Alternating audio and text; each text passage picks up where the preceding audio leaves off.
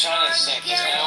I'm not sitting here stroking for Kamala, right? But everybody says she can't. Oh, she can't get it. She's not gonna get anything done. Blah blah blah. But I feel the same thing about him. A, he's a lame duck president.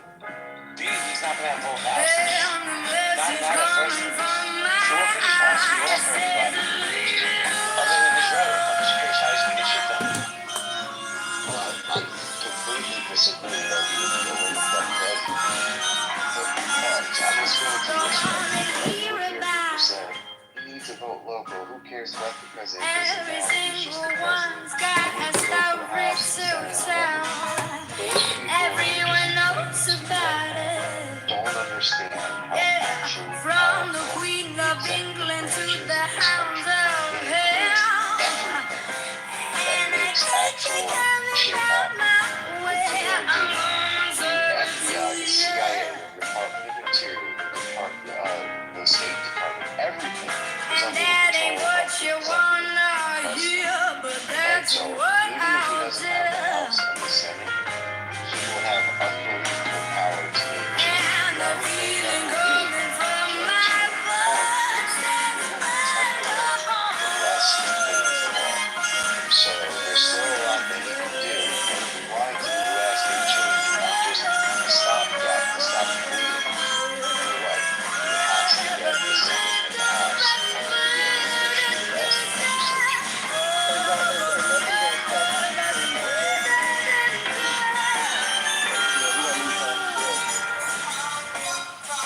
That's right. We're over 2%. Well, let me say this. Even though I voted against Pelosi to kill me, that's how she argues. But hold on. But she's also very vindictive because to me she is something to trust, right? She has a long memory and she's gonna have a voice in stopping him from trying to get his whatever his agenda may be. And that's another thing with Trump. His agenda today may change next week. He changes his mind on things when people change their underwear. But another thing that people don't talk about is the next president's probably gonna have at least one, maybe two Supreme Court cases. I believe if Trump wins, Thomas is gonna retire. Maybe one other. I think Scalia's gonna retire.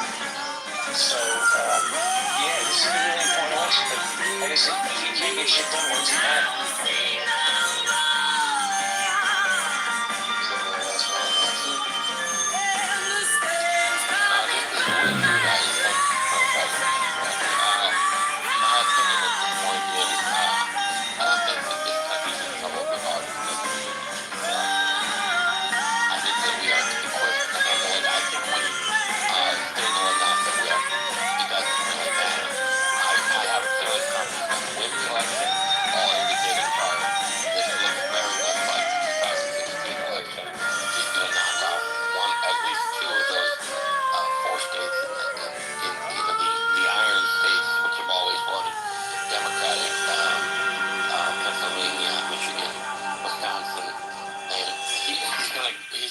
One of those off, and that's going to seal it for him. That's my opinion. That doesn't mean anything. But I don't think it matters who wins. I think that this country is strong enough and positioned enough with how our economy is booming that we're not headed for a fall. Thank you. I'll leave it at that. So, Richard, here's what I'll say. I think in some ways you're correct. You do what I do. Look, guess what I'm going back. Half of Biden's presidency wouldn't be a problem for you. is not even that. Proven that we can run this country without a president. Now, whoever the power brokers are that are pulling the strings, some people say it's Obama. Who knows? But the reality is that we're proving right now that the country still goes, even when the president is broken. We're seeing that today. I do think that when you have a defense of communism, taxpayer welfare. If she takes over, I think that we're going to have everybody in? her ideology is empowering the founders of this country. She doesn't believe in individual rights. She doesn't believe in free speech. she is doesn't breaking believe down the on Second the Amendment. camel's back. I And think they there's just have something to wrong. go 'cause they The don't know First and Second back. So Amendment, while she you is an feel the streets, absolute here's a feeling to see. You won't disagreement get with. out the candy 'cause you're fighting That is a fear. fucking huge You problem. got a new So again, horizon, it's a Donald Trump terrible admitted style. they can I'm cut in a House galley Biden's town lead. where we never smile. I can But also all say I that he's not wanna currently hear is protecting the the Second message Amendment. speak. My dreams that That God being gives said, me 'cause I don't I get don't. sleep now. I don't think he's the threat to the First and Second Amendment that she poses. And I think people need to think about that. And you don't need to change your religion and decide, somehow like, well, I'm a Republican now. Or, you know, in fact, you don't live in a swing state. You can just ignore politics. Just like your decision doesn't matter. You can fucking work. But if you're living in some states where you fucking matters, you're gonna have to choose. Do you want this imperfect guy that does a lot of dumb shit, says a lot of dumber shit, or do you want a fucking communist to be the president? Those are your choices. And I'm not being hyperbolic. Those are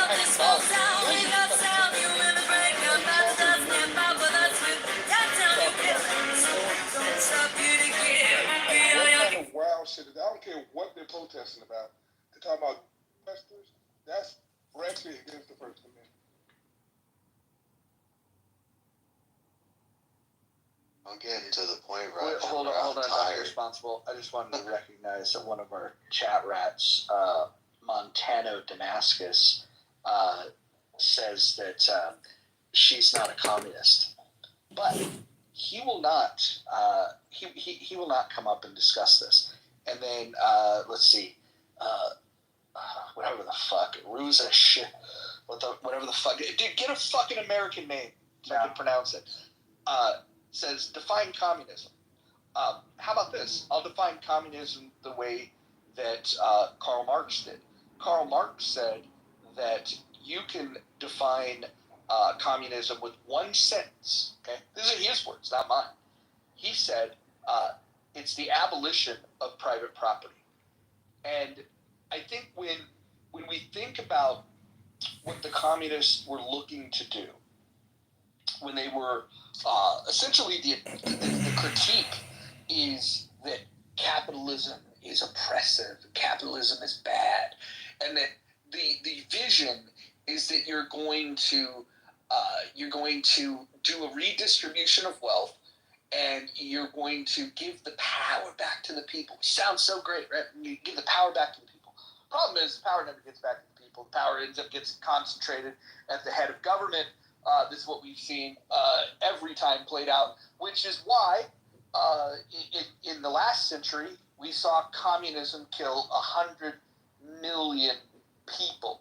So, look, this century is still pretty young. We're about a quarter of the way through it. I just don't want to see a repeat of last century where we allow communism to kill 100 million people. And I think that if you think about the potential of putting the most powerful military and the strongest economy in the planet underneath a communist regime, I think that now you're talking about a major disaster globally. And so, no thanks. I mean, you should give no inch to communists. You should give no inch to socialists. You should give, because basically socialists are just communists driving in the slow lane anyways. So you should give no inch to them. None. They deserve nothing. You should tell them that they get none of it. Roger Montano came to stage. You pulled him out. Oh, thank God. No, it was Jay. I respect Jay enough to come on stage. Oh, shut up. Just defend your position. Wait, Yeah, why don't you use your mouth for something other than sucking cock and tell me what it is that's on your... Oh, Roger, you poor thing. You're so desperate and triggered. I know you want my cock, but I don't swing that. No one believes that, but go ahead. What position do you want me to defend? I'm literally here because, I don't know. What do you guys want to hear? How you can defend voting for Kamala Harris in good faith, not just as a stopgap against Trump, how do you think that she's going to move your progressive, gay agenda, Islamic agenda forward? Go ahead, Mohammed. Well, you're asking the wrong question because I don't embrace that agenda.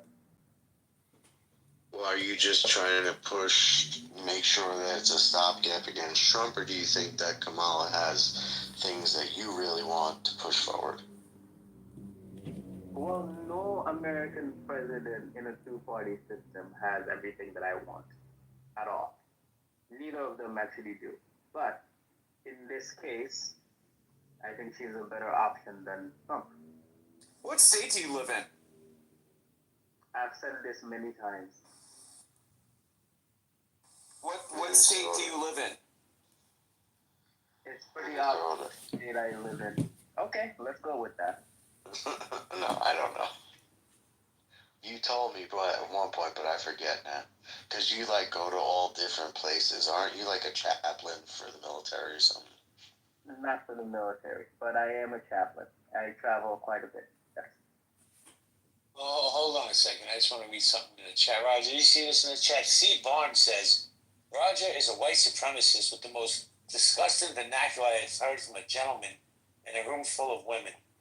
Why don't you come up, C. Barnes, and explain that? Yeah, and explain how your mother has a wide back. Can you come up here and explain that too? Since you want to talk shit about Roger, why don't you come up in here and talk shit to Roger and explain why your mother has a wide back? Okay, Adams. Well, C. Barnes is on stage. Hi, A wide back, really? This is not C. Barnes. This is... Listen, hold on, guys, hold on. Everyone mute up, or I'll fucking end the room. Everyone mute the fuck up. Everyone mute the fuck up. Listen, everyone mute the fuck up. I'm not fucking stuttering. Here's where I'm gonna draw the fucking line, dude. You guys want to talk shit to each other? Why is this fucking C. Barnes person not fucking muted? Okay, we're gonna draw the line at mama jokes. We're not joking about mamas. We're not doing it. You want to call each other out of your name? I do it all the time. I'll fuck with you guys because I think it's fun. And you can talk shit back. I got a fucking strong fucking, I got a dark sense of humor. I'll take a lot of shit. But I'm going to tell you, mamas are off limits. You talk about daddies. How about that? You talk about everybody's daddy. Because fucking half of you people fucking weren't raised by daddies and it fucking shows. But what if they mama's a daddy in a wig? That's the fucking rule. No talking about fucking mamas. C. Barnes / Tree something, or forget what your real name is. You want to speak?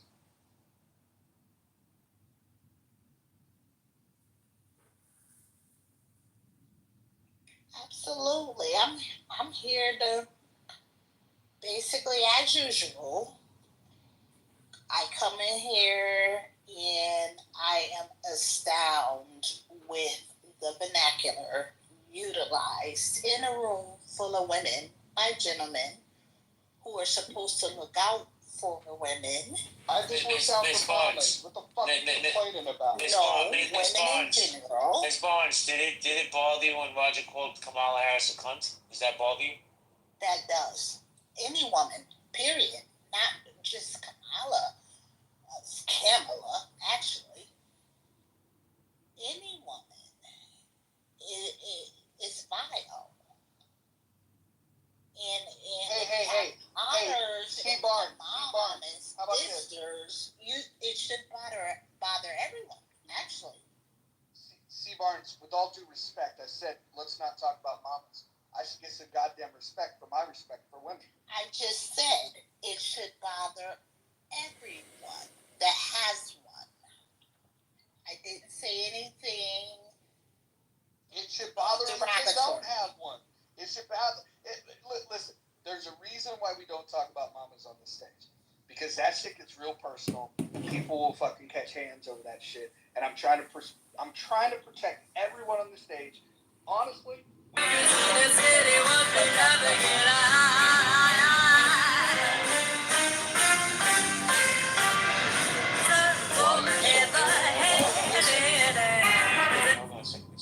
Turquoise asked a question. Thank you.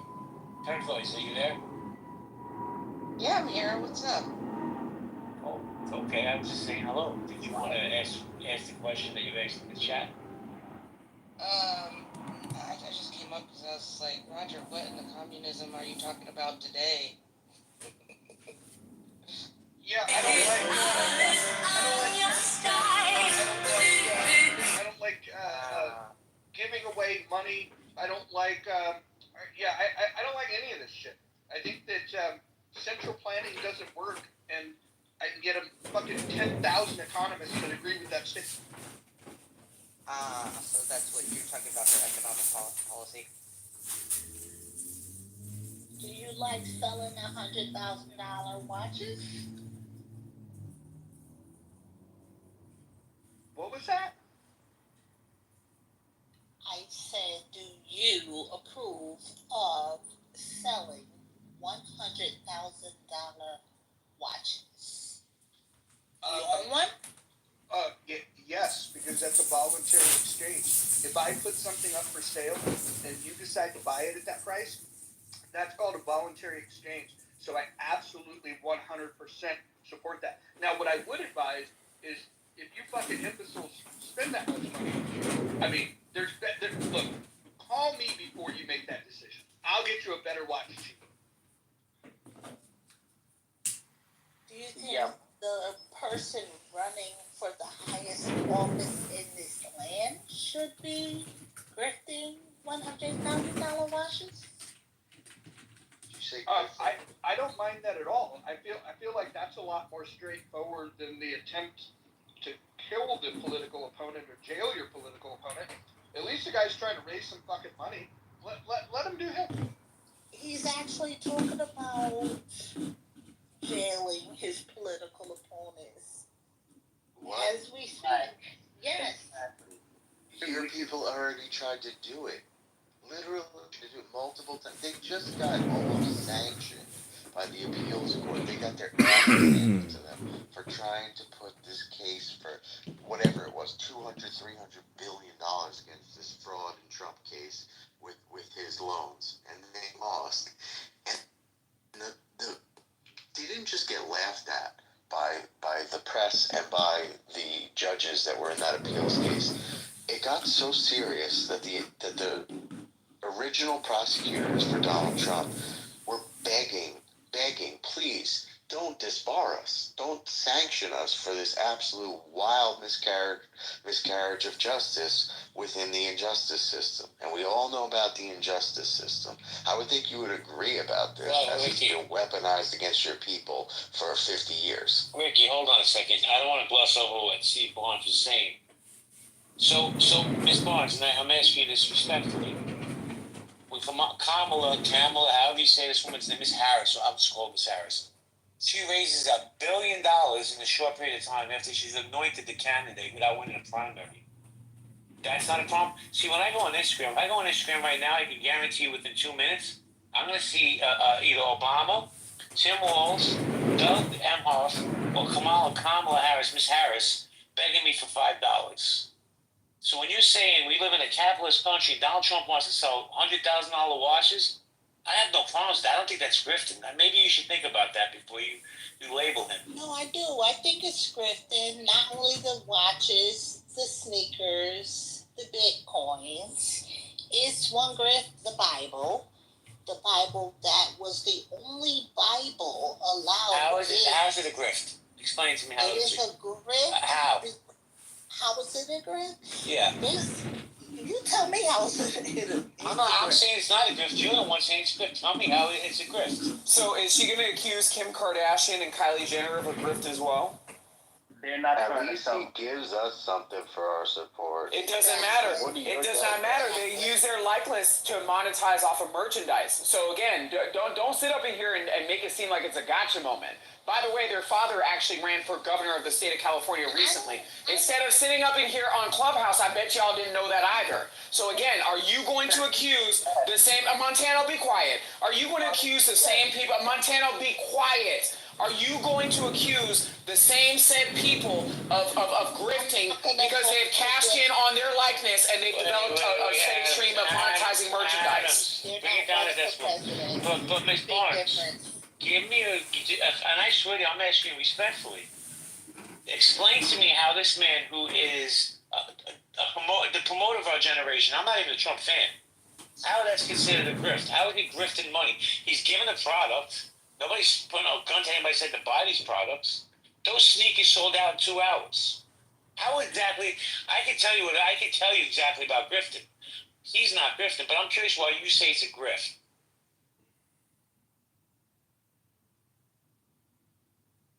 You can't. All right, sorry, Raj. I just had to understand what she was saying. Montana, do you want to try to explain why it's a grift? How is it not a grift is what I want to know. Because you're literally selling stuff to make money, and you're trying to hop on trends. That is a grift for me. That's capitalism. You don't need to do that as a Come on, brother. That's capitalism. That's not grifting. Grifting is selling something under deception. There's no deception there. He's telling you, I'm giving you this watch. Let me finish. Nobody's forcing anybody to buy the Bible. I have a problem with the Bible. I'm going to tell you what the problem with the Bible is. It was made in China. Not that he's selling it. That's the problem I have with it. You get some podiums. Ms. Barnes, please let me finish.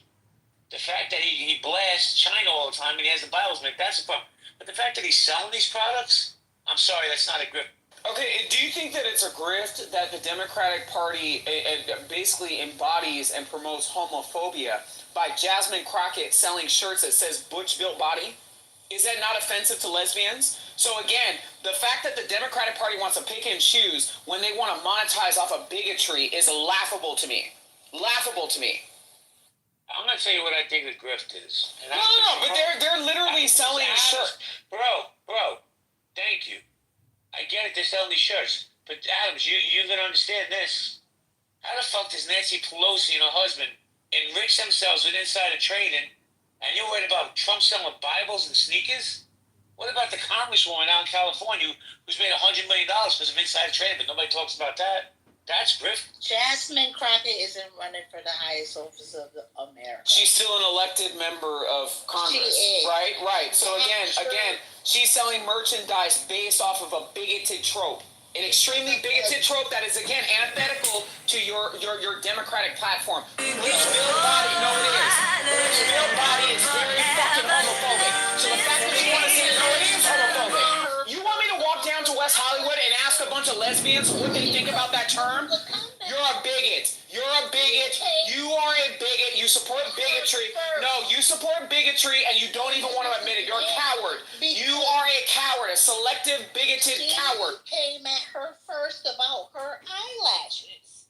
And the response... It doesn't matter if she came at her first. She came at her with homophobia as a response. Homophobia as a response. Butch Built Body is a homophobic term. It is a homophobic trope, and you guys are a bunch of filthy, fucking contradictory animals. You won't listen, so you won't learn. Yeah, So you're upset about homophobia, not about racism.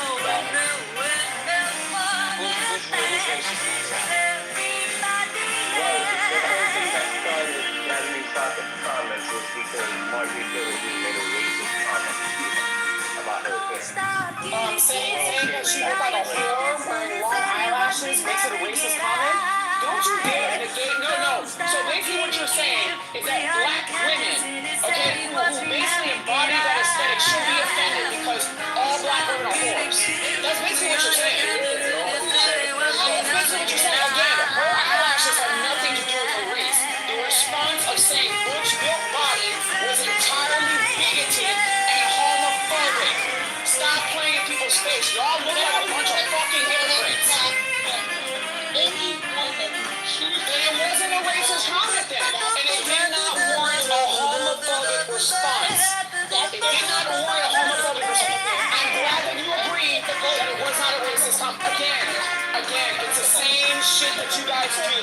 her eyelashes and she said, back at her, shut her up, she's gonna show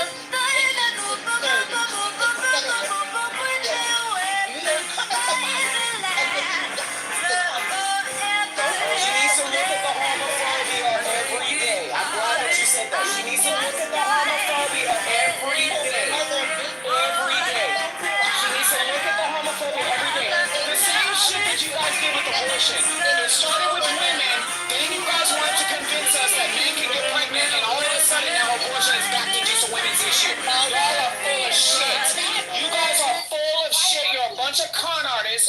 You're a scam. You're a fraud, and all of America is gonna see this shit for what it is. You're full of shit. You are full of shit. You guys do not stand for shit. Yet you're not discussing your own. You can't even. You want to accuse everybody on this side of the aisle of being bigotry, but then you don't want to discuss your own bigotry. Again, you guys are full of shit. I don't matter. I can come at you just like you coming at me. Viagra, get rid of it. Now let's see, women, close your legs. What the fuck are you talking about? What the fuck are you literally talking about? You get confronted by your bigotry and you want to talk about all this other shit that has nothing to do with the fact that you're a contradictory animal. You are a hypocrite. You are walking hypocrisy. It's embarrassing. So everybody hold on. Everybody hold on. Adams, bro, you can say, you gotta do what you do, man, but you stop just yelling. That's all I'm asking. Thank you. Now you see why I didn't want to come up on stage? Why do I gotta put up with this?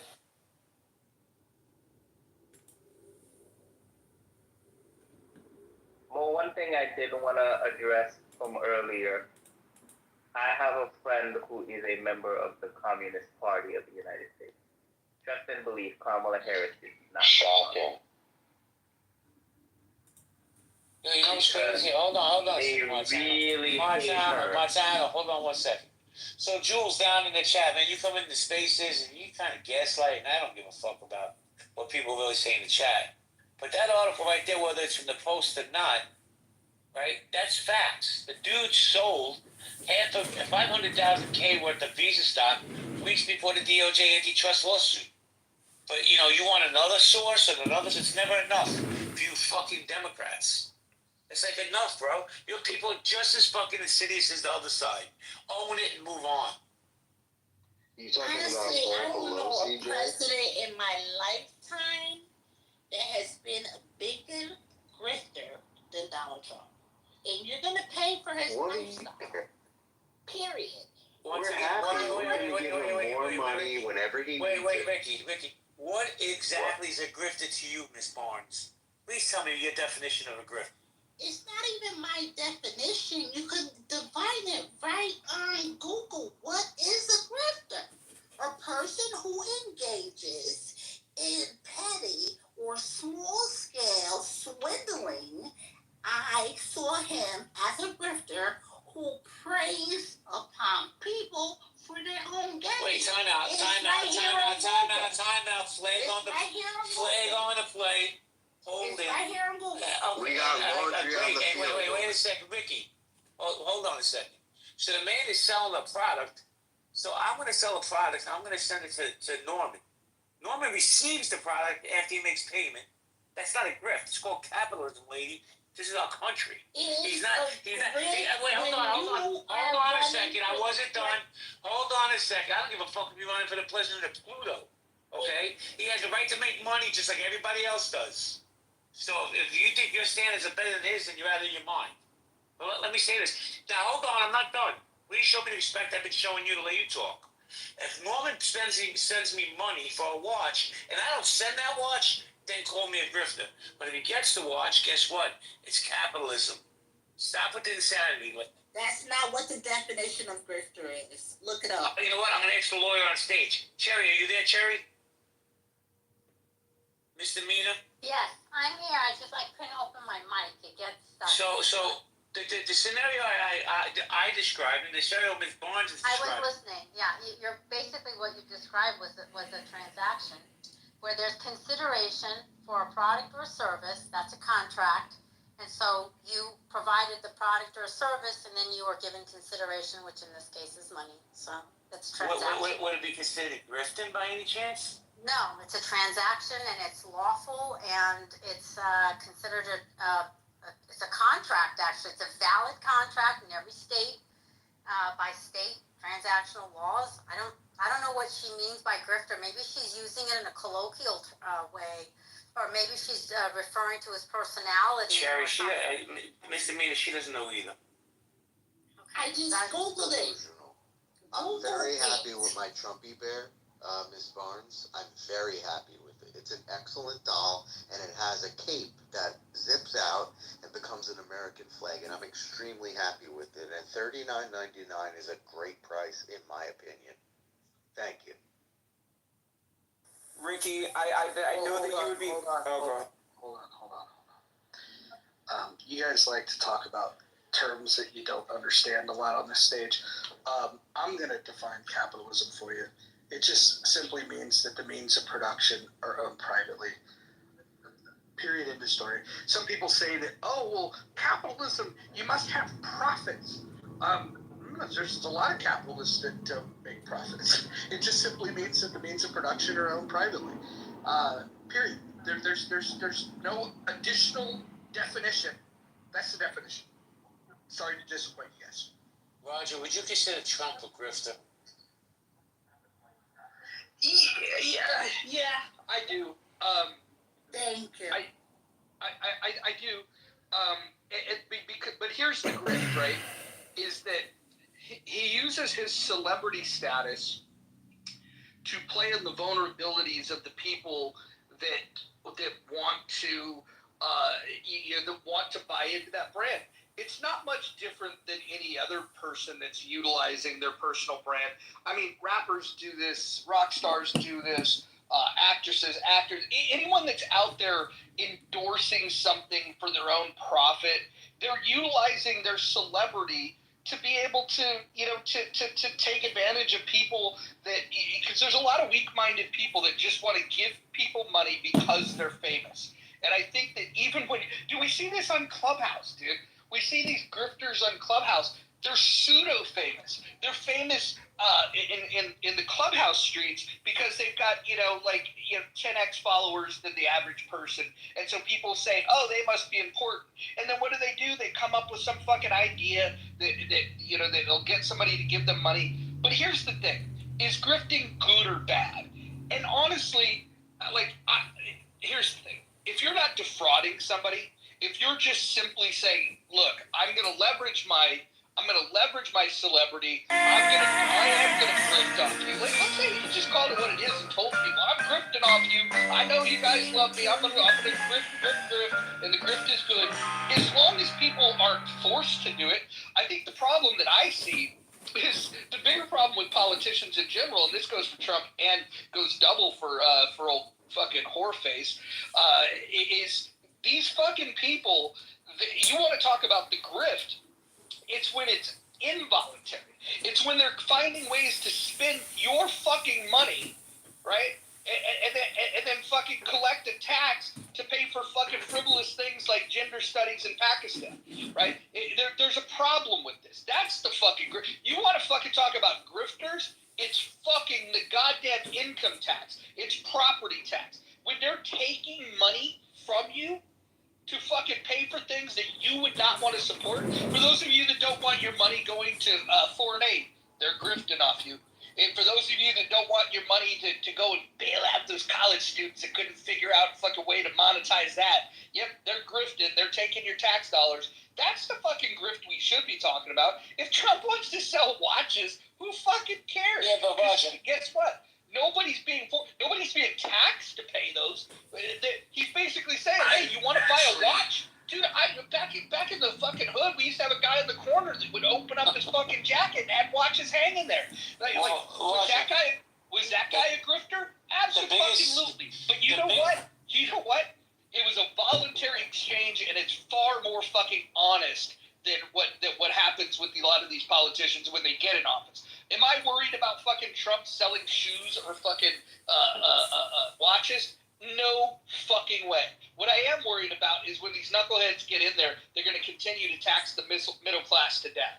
And by the way, if that fucking cunt, that fucking whore gets into office, that goddamn communist, what she's going to do is destroy what's left of the middle class. Well, let me say this real quick before anybody says anything else. Thank you for that, Roger. I appreciate it. Middle class. People will talk about Trump selling watches and Bibles and sneakers and toothpicks. Who the fuck knows what he's selling next week, right? But they don't have a problem with the fact that Kamala Harris, for years, went on TV and said there was nothing wrong with Joe Biden. He's great. He's in great shape. He can run this country. The dude couldn't even run his campaign. How is he going to run this fucking country? She looked into TV cameras right at you people and said, he's fine, and she was lying to a fucking team. To me, that's fraud and that's deception. The Democratic Party anointed that woman. She never won a primary. How you people are up in arms with that shit and turn on the Democratic Party is beyond me.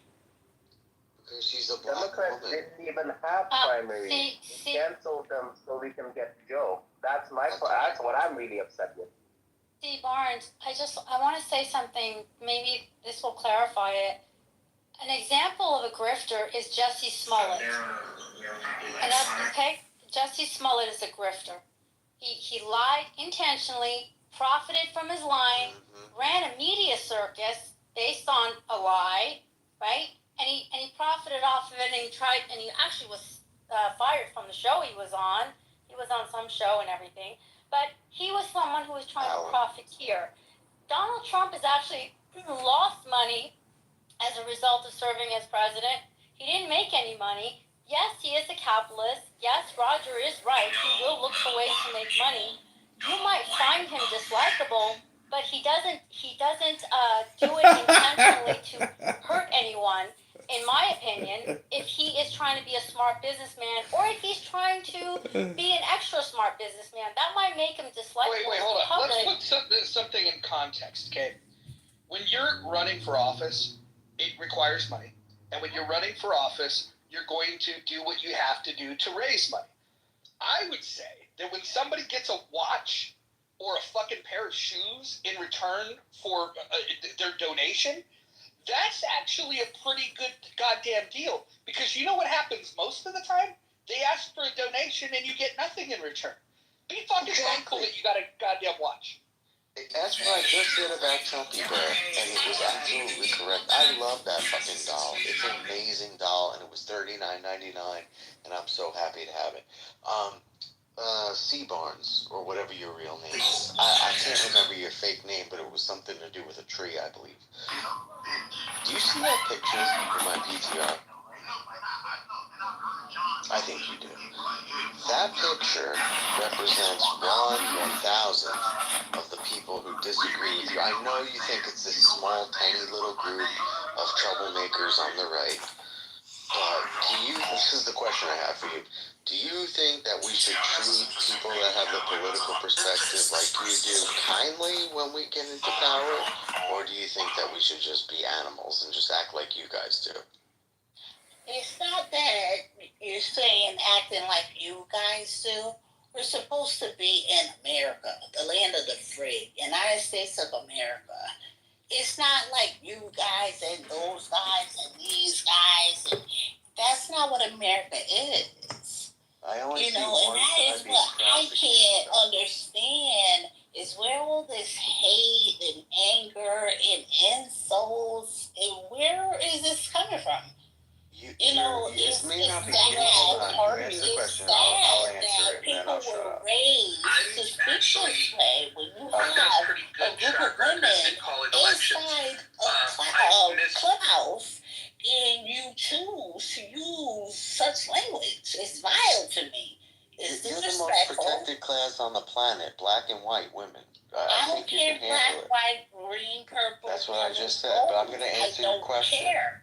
I'm going to answer your question so you understand. The reason that we're angry and the reason that we're speaking like this, although still respectfully, I might add, is that for the last 8 years, the party that you're going to vote for went out, prosecuted our people, woke them up at 4 o'clock, 5 o'clock in the morning in pre-dawn raids, ripped them out of their house, and prosecuted them to the fullest extent of the law because you had the power, your people, your party had the power to do so. And they did this over and over and over, and not just to Trump. Dozens, and actually in this case hundreds of people have been prosecuted through the injustice system like, dare I say it, like black men have been for the last 50 years. They went ahead and did this to anyone who supported Donald Trump over the last 8 years. And after a while, I feel closer to black men pause, not in a sexual way, but in a political way, and that's why they're voting for Donald Trump in droves.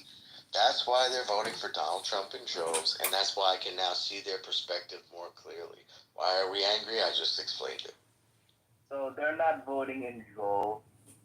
Kamala still has 78% of the black men vote. Okay? No, she does. Wait. She has 78% of the black male vote. Mickey, he's right. Yes, Mickey, he's right. All right, we'll see about that. And it's because they're moving people out of their homes now. You just in Oklahoma made the Bible mandatory. I have friends that are Jewish. I have friends that are Muslim. I'm not going to make my Christian religion something that they mandatorily must do in order to send their kids to public school from grade 5 to grade 12. That's more like a dictatorship to me. Well, Miss Barnes, You're telling me what I have to. Miss Barnes. What? Wait. I want to ask you. You guys just glossed over everything I said 5 minutes ago.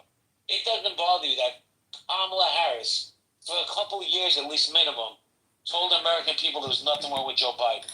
It's Pamela, and the sad part about it is you're saying there was nothing wrong with Joe Biden, but you're trying to tell me there's nothing wrong with Donald Trump?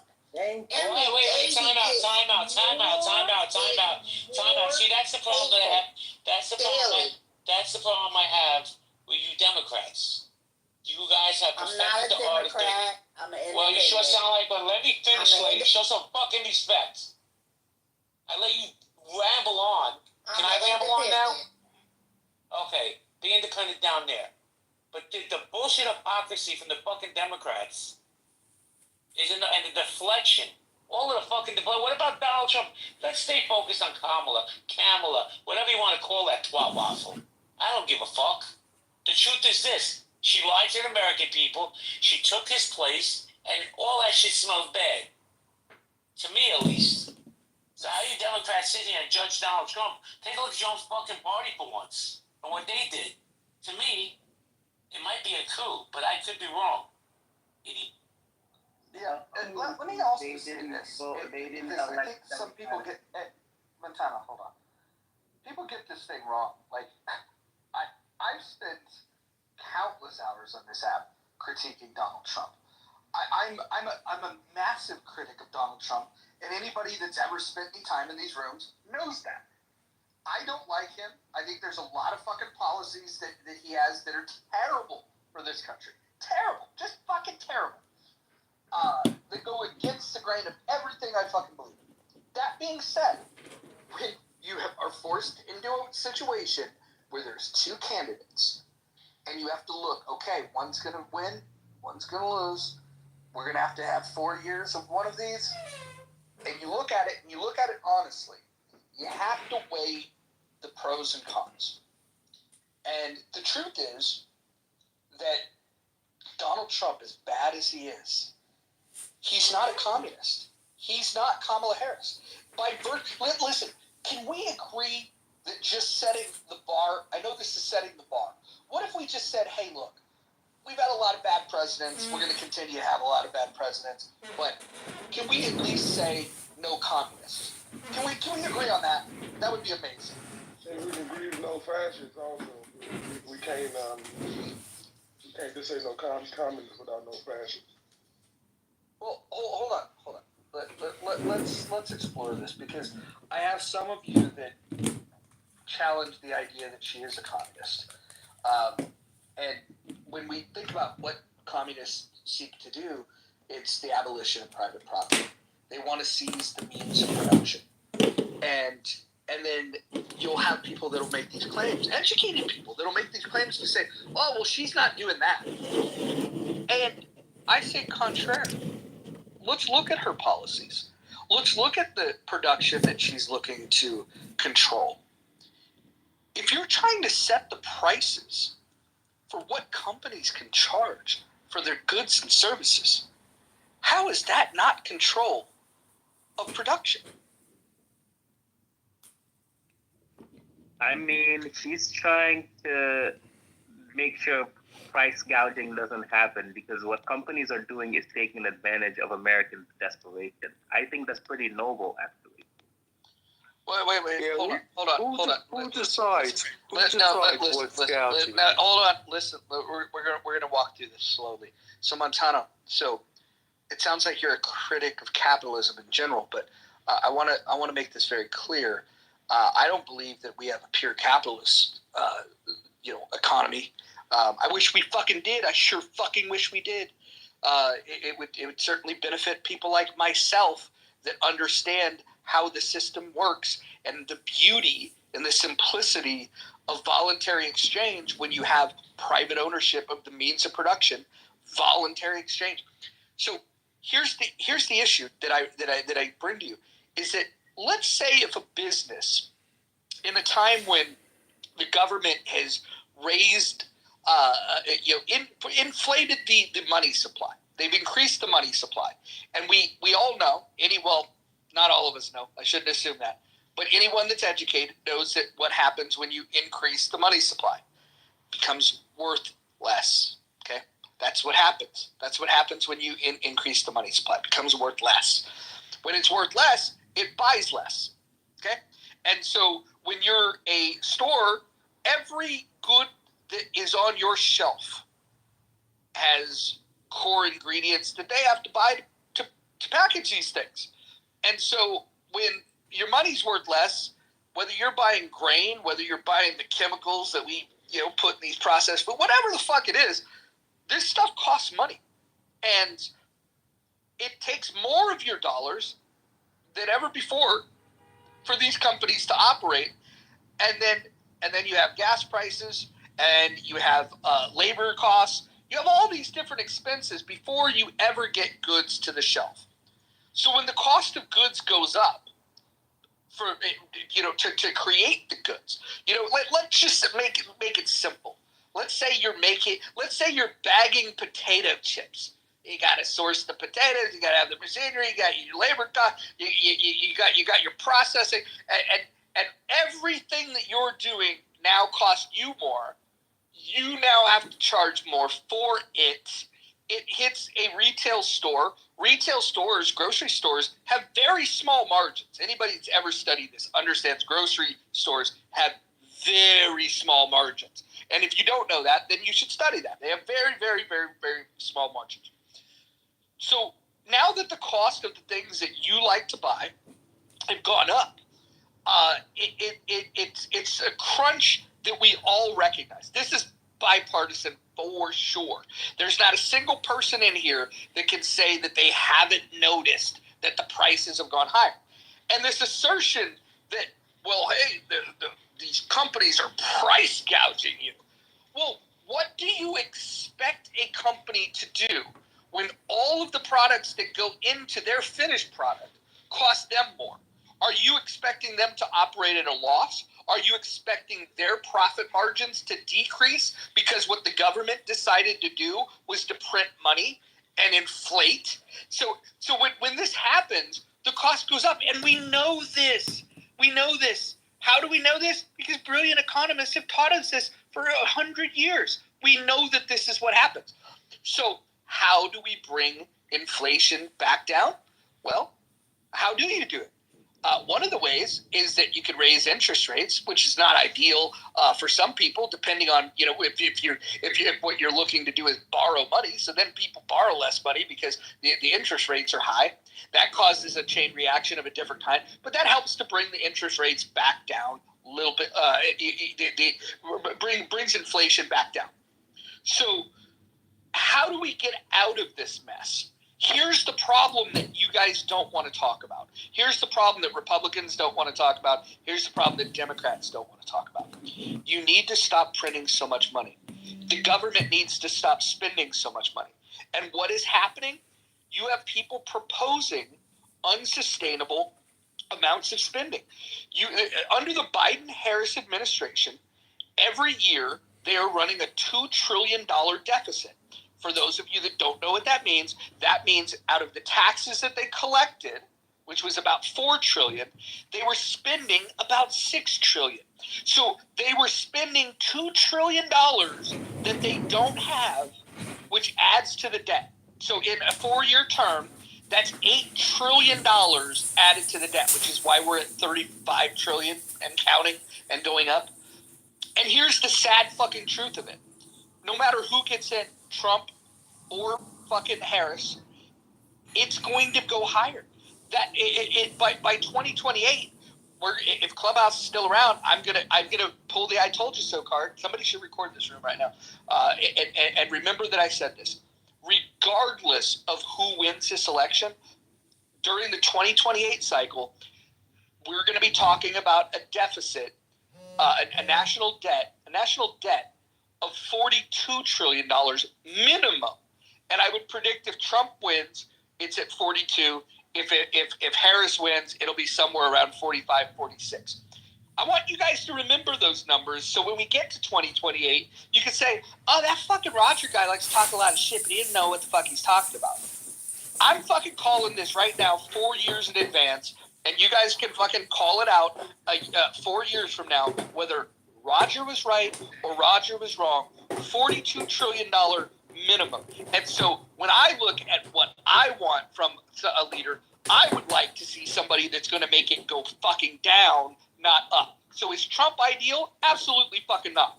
But Harris is going to drive it up higher, and that's just a stone cold motherfucking fact that we can fucking fact check 4 years from. Can I say a few words, Roger?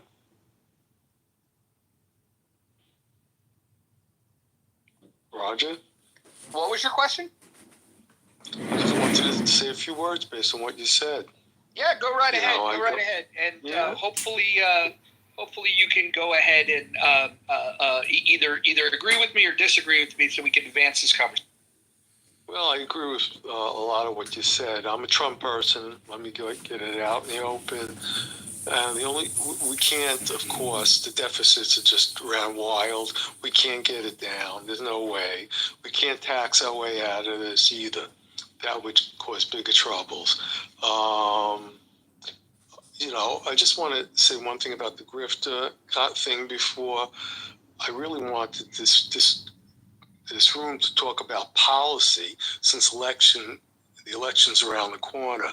But since you talked about grifters, I mean, the Biden family was selling influence around the world through multiple. I'm an ex-IRS agent, international examiner.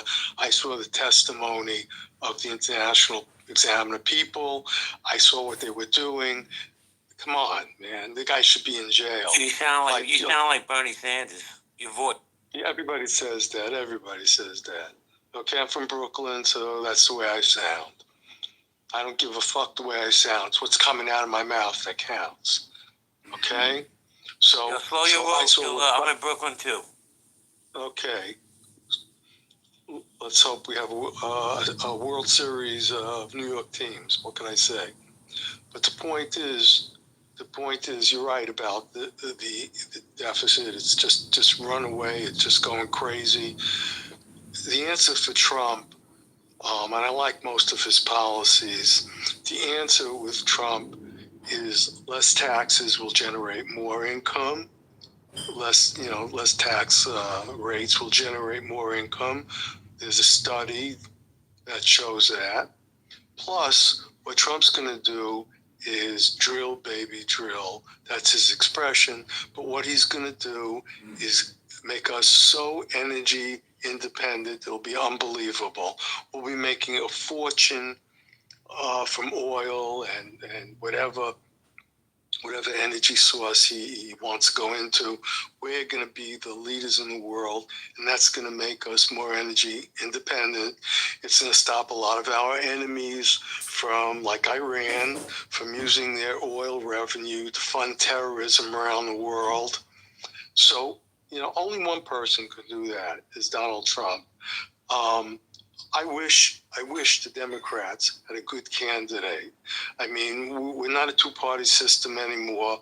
We're basically a one-party system with the Democratic rule. And Democratic rule has now expanded itself to the Justice Department. You know, somebody mentioned before, I think it was Jay, about the indictments of Trump. It's just lawfare, election interference. The whole country's going down the tubes. And I don't know how anybody could support Kamala Harris. She has not articulated one policy that she's going to do. Jules, let me slow you down on something. Because you're kind of contradicting yourself here. On one hand, you're saying, well, let me point it out, and then you can respond. You're suggesting that it's a one-party system, but then you're jumping on the bandwagon of this differential between Republicans and Democrats. You can't have that both ways. If it's a one-party system, and I think for a long time it was, I think now we're seeing a divide that's greater than it's been in a very, very, very long time. And so I'm just trying to keep you logically consistent here so I can follow along with it. Because I understand what your politics are, but your commentary about it's a one-party system, but then Kamala Harris got to go and somehow Donald Trump's fucking great. Like to me, that just doesn't make a lot. Well, let me tell you what I mean. The last 4 years, even before that, when the whole justice system, with the top justice system executives come out and sign a document that the laptop is Russian interference, and they all knew it wasn't. That's just the entire government siding July to destroy Donald Trump. When they indict him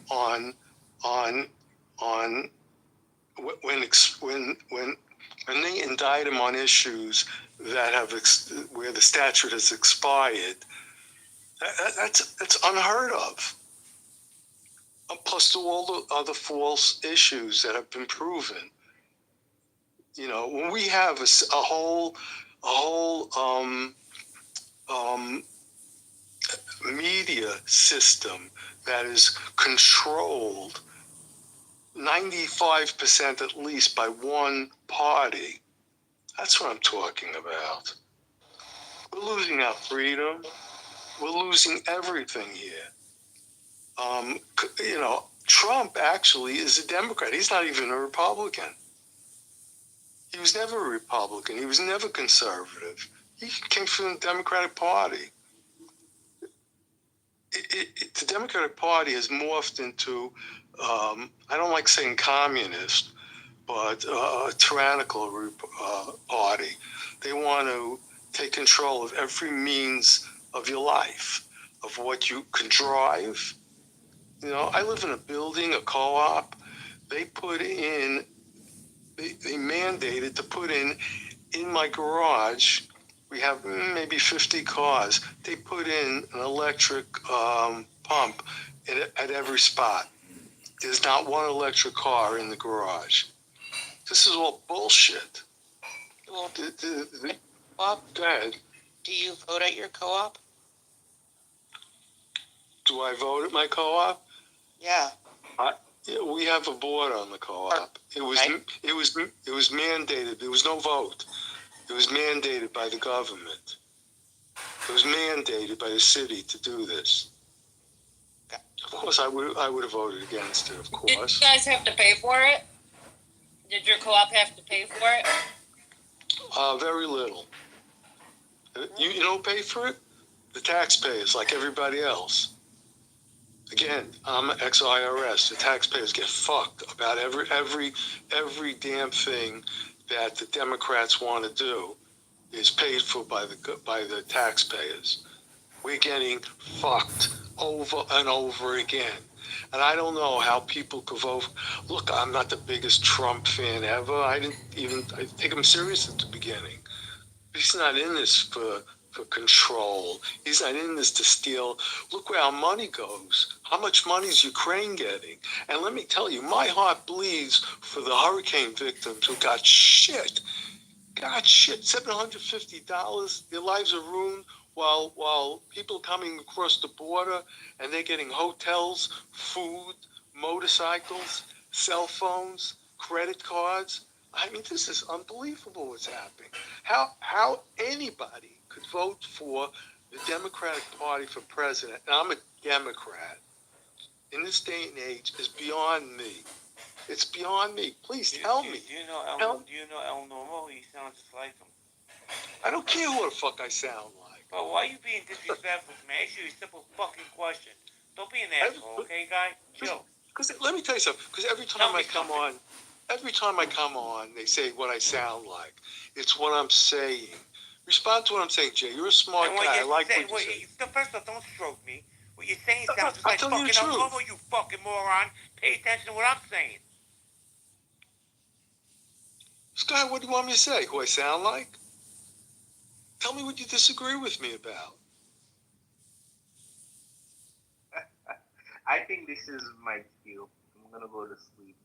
Thank you, Jay. It's always better when you're in the room. Have a good night, Montano. Good night, Montano. Jay, tell me what you disagree with me about. I don't even want to engage with you. You're a fucking jerk off. Just continue your fucking soliloquy about how bad the fucking Democrats are, okay? Oh, you agree, disagree? What does it matter? You weren't gonna have a fucking disgusting mouth. And then when you get pushed back, I said, you sound like El Normo because he's a Democrat his whole life, and he says the same exact things you're saying. That's all I said. Don't be so triggered. I don't know where you're going on this. I want to talk issues. We have an election coming up. You know, we have two very, very different Okay, what about candidates. Mr. IRS? What about Donald Trump paying like $1,000 in taxes? You okay with that? Like, where did you get that figure from? Whatever number. It wasn't enough. He did 2,000, 5,000. He paid peanuts compared to what everybody else pays.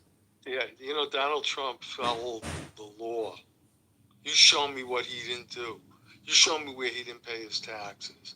And let me tell you, if he didn't pay his taxes, hey, I'd be the first to get on his ass. You know, Jay, you brought up a good thing before. You mentioned something about the Congress, I think it was Nancy Pelosi, making money on stock deals.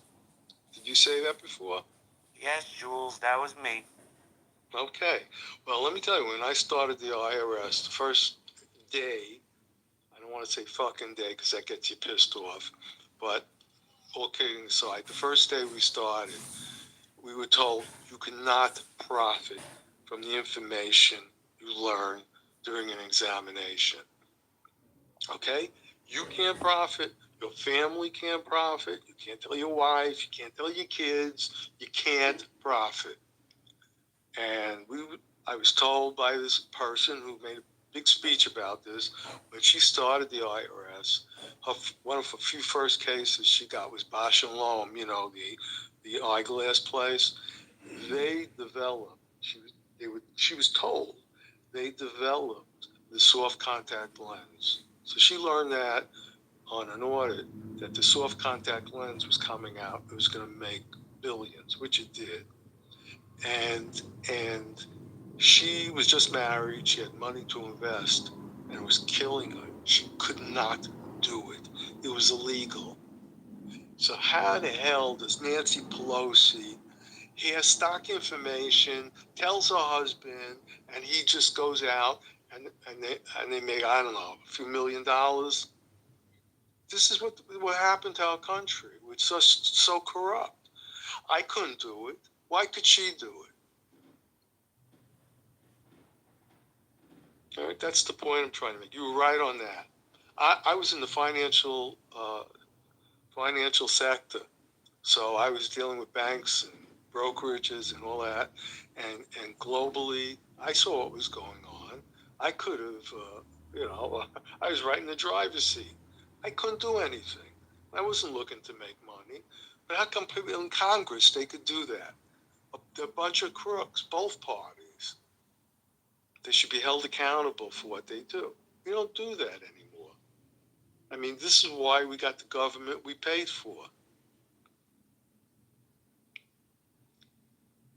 I'm just one fed up guy. And I came to this room, and only a few of you, Raj and Jay, you were basically talking about policy, and I think it's time I wish this room, I can't dictate what the room talks about, but we have an election coming up. And we have two very different candidates that have very different policy. Do you want to stay a constitutional republic or not? That's, you have one party saying they're going to go after people who gouge money. That's not how we operate.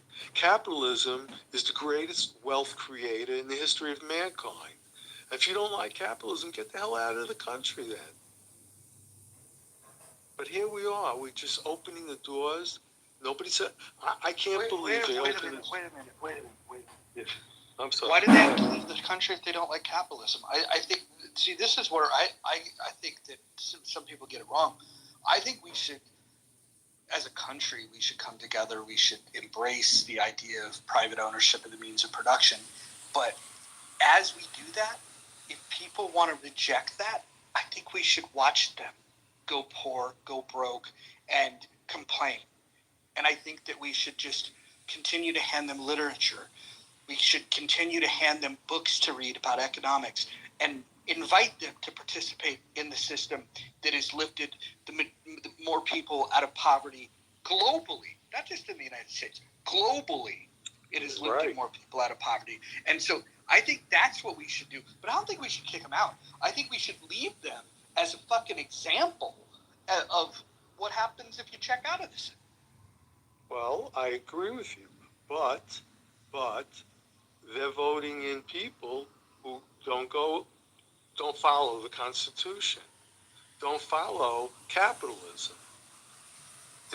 They make you hire certain people because of DEI. That should be illegal. Listen, hold on. Let's not conflate all these things, right? I get it. We have a list of grievances, and I'm with you.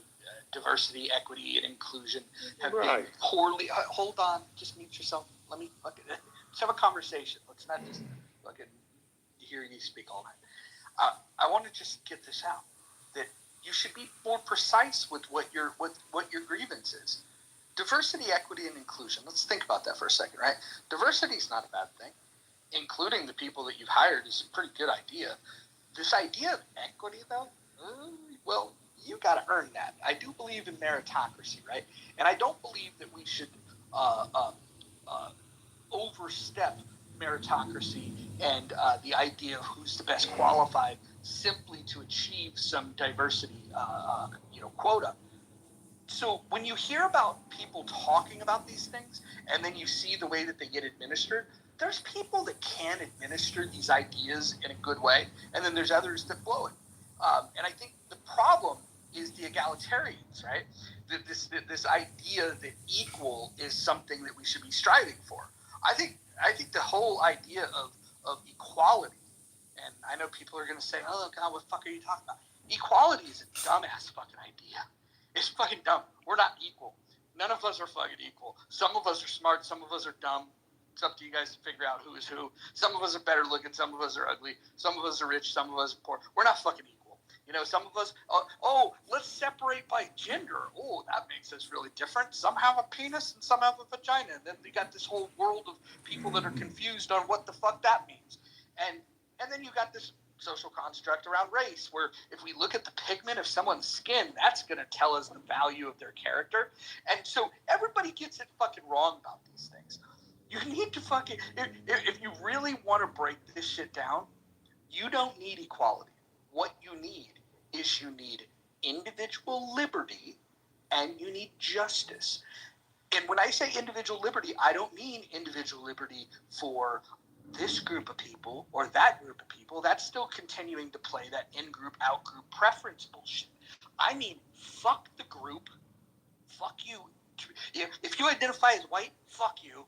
If you identify as black, fuck you. If you identify as Chinese, fuck you. Whatever. I mean, Chinese, whether you're white, black, brown, I don't fucking care. I don't fucking care how you identify. I don't care. What I do care about is that your individual rights are going to be respected regardless of what you look like, regardless of your socioeconomic standing. And this is what people reject. The Democratic Party rejects it. It fundamentally, Democrats reject the idea of equality. You know why? We have a Second Amendment. And you know what Democrats like to do? Democrats like to do things like, hey, let's raise the prices of bullets. Let's put a fee on this. Let's put a licensing fee on that. And then what they're doing is they're discriminating against people that don't have as much money because they look down on those people. They say people with less money shouldn't have the same rights. They shouldn't have the right to defend themselves. They shouldn't have the right to keep and bear arms. That's for people with more money. That's what Democrats do. When you see gun control bills, when you say, hey, we're going to restrict guns, what they're doing is they're saying there's certain people they want to keep guns out of their hand. Because even things like an assault rifle ban, I can go and get, any one of us can go and buy a fully automatic rifle. You just got to go get a stamp, and you got to make sure that it was manufactured before 1986. And if you go and do that, the street value of that because of these bans, if like a really good condition AK-47, you're talking $25,000 minimum. Really, for a real high quality, maybe $40,000. What is that telling you? You can buy it if you have money. Democrats don't give a fuck about gun control. They give a fuck about saying poor people should stay poor. That's what they fucking are all about. They want poor people to stay in their fucking lane. And they don't want them to have any of the fucking rights that people that have money have. And so if you want real fucking justice, you go for liberty and ensure justice. Equality, forget about it. We're never going to fucking have it because bottom line, we're not equal. Well, it's equal opportunity, but I want to comment on one thing you said.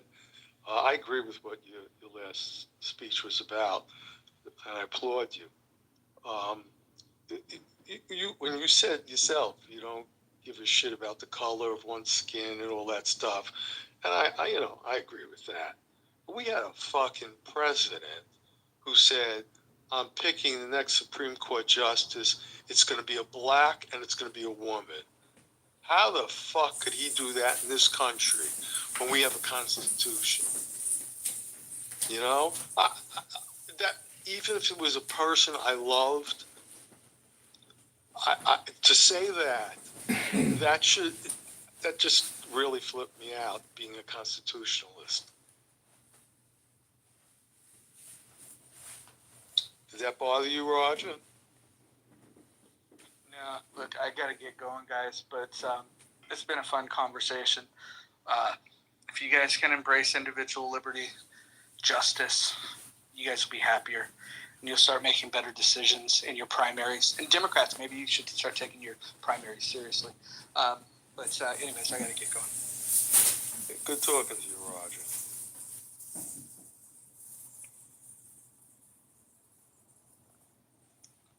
Okay, so since Roger left, anybody else want to comment on what I just said?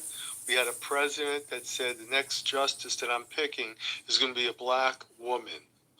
I mean, what the fuck was that all about? He could have said nothing and picked her, but no.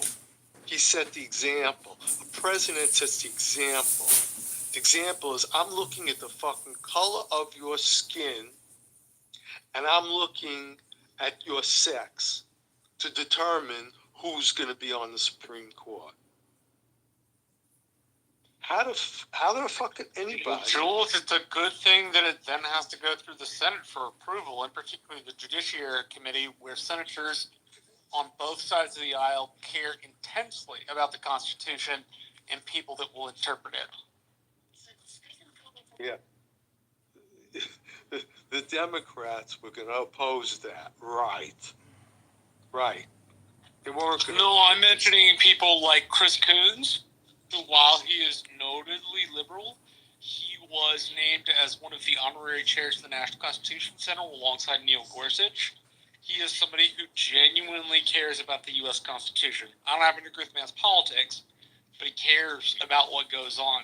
And yeah, you're right, it is political, unfortunately. My point being that it's not like Joe Biden can just pick a woman and say, well, she's going to be it.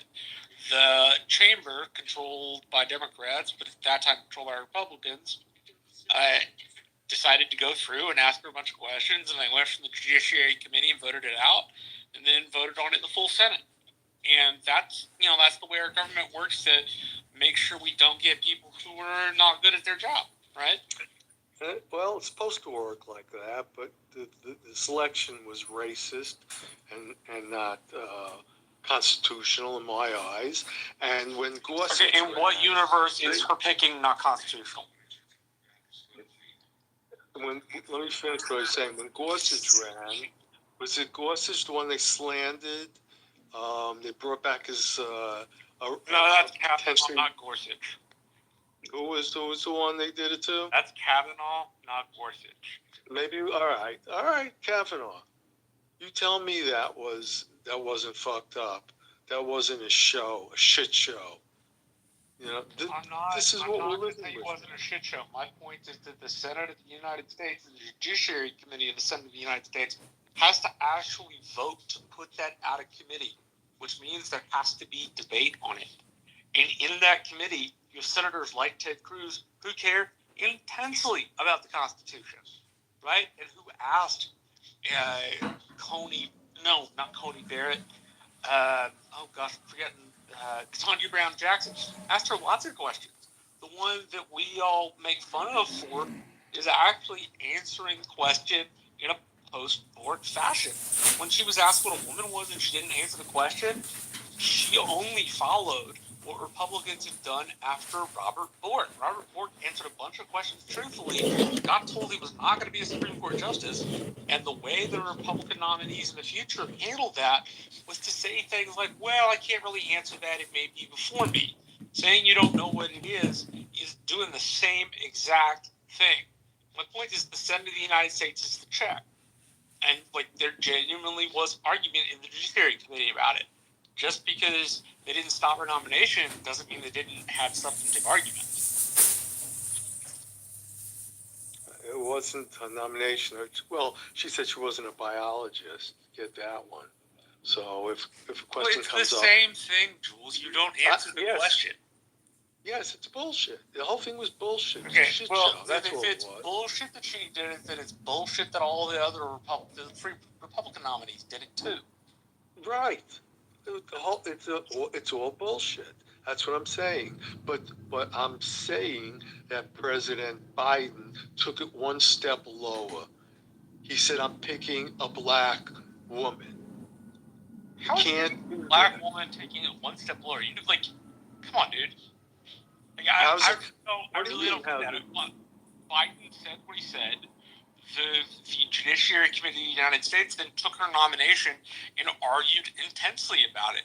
There was not one person on that committee who didn't believe she was qualified to hold the job. They may not have agreed with her legal view and they may not have wanted her on the court, but her qualifications were unquestioned. I don't know about that, but... I mean, if you can name to me somebody on the Judiciary Committee during her hearings that said that they didn't think she was qualified, I'm happy to eat humble pie. Maybe you missed my argument. It wasn't even about her being qualified or not. It was about the process of saying, I'm picking a Jewish male. You think you can get away with that these days? I think regardless of what it is, it may be distasteful that Joe Biden did it, and I don't think it's the best way to go about it. But the thing that has been suggested after that is that for some reason, because he chose her because she was black and a woman, that she, and this is what's implied in it, she is somehow less qualified, which I just don't agree with. She was Marshall, Biden did say in his campaign speech, in the second debate speech at CNN, that his vice president would be a woman. Oh, dude, his pick for the Supreme Court would be a black female woman. That was Ketanji Brown. She was like the fifth in line out of the list. But those were statements out of Joe Biden. Yeah, no. I know he said it. I know he said he was going to pick a woman for vice president. I don't know. He said he was going to pick a black woman for the Supreme Court. I'm just saying, oftentimes, the way that's been phrased, that Ketanji Brown Jackson was not qualified. She, of course, was qualified. Biden shouldn't have said what he said, but she obviously has the pedigree to hold the job. Was she the most qualified? Since I didn't look at everybody, no. Again, she has the pedigree to hold the job. She was like number 4th or 5th on the list. What's happening is we've reached a point because of the Kavanaugh hearings, what happened to Clarence Thomas. You have a lot of justices, a lot of people think, she's great and all this stuff. They're not the top tier on the list. They're not the ones that, get asked first. These are 4th, 5th, 6th. I think Kavanaugh was even 7th. That are down the list of judges that go through. This is because of what Bennett has done in terms of it and the optics. And no, why if you have a long, distinguished career, you've got writings, you've got possibly books, you've got speeches, statements, you've taught and educated people on this, why would you go through that for a Supreme Court hearing when, quite frankly, the pay, okay, the work is demanding. And quite honestly, right now, what is it?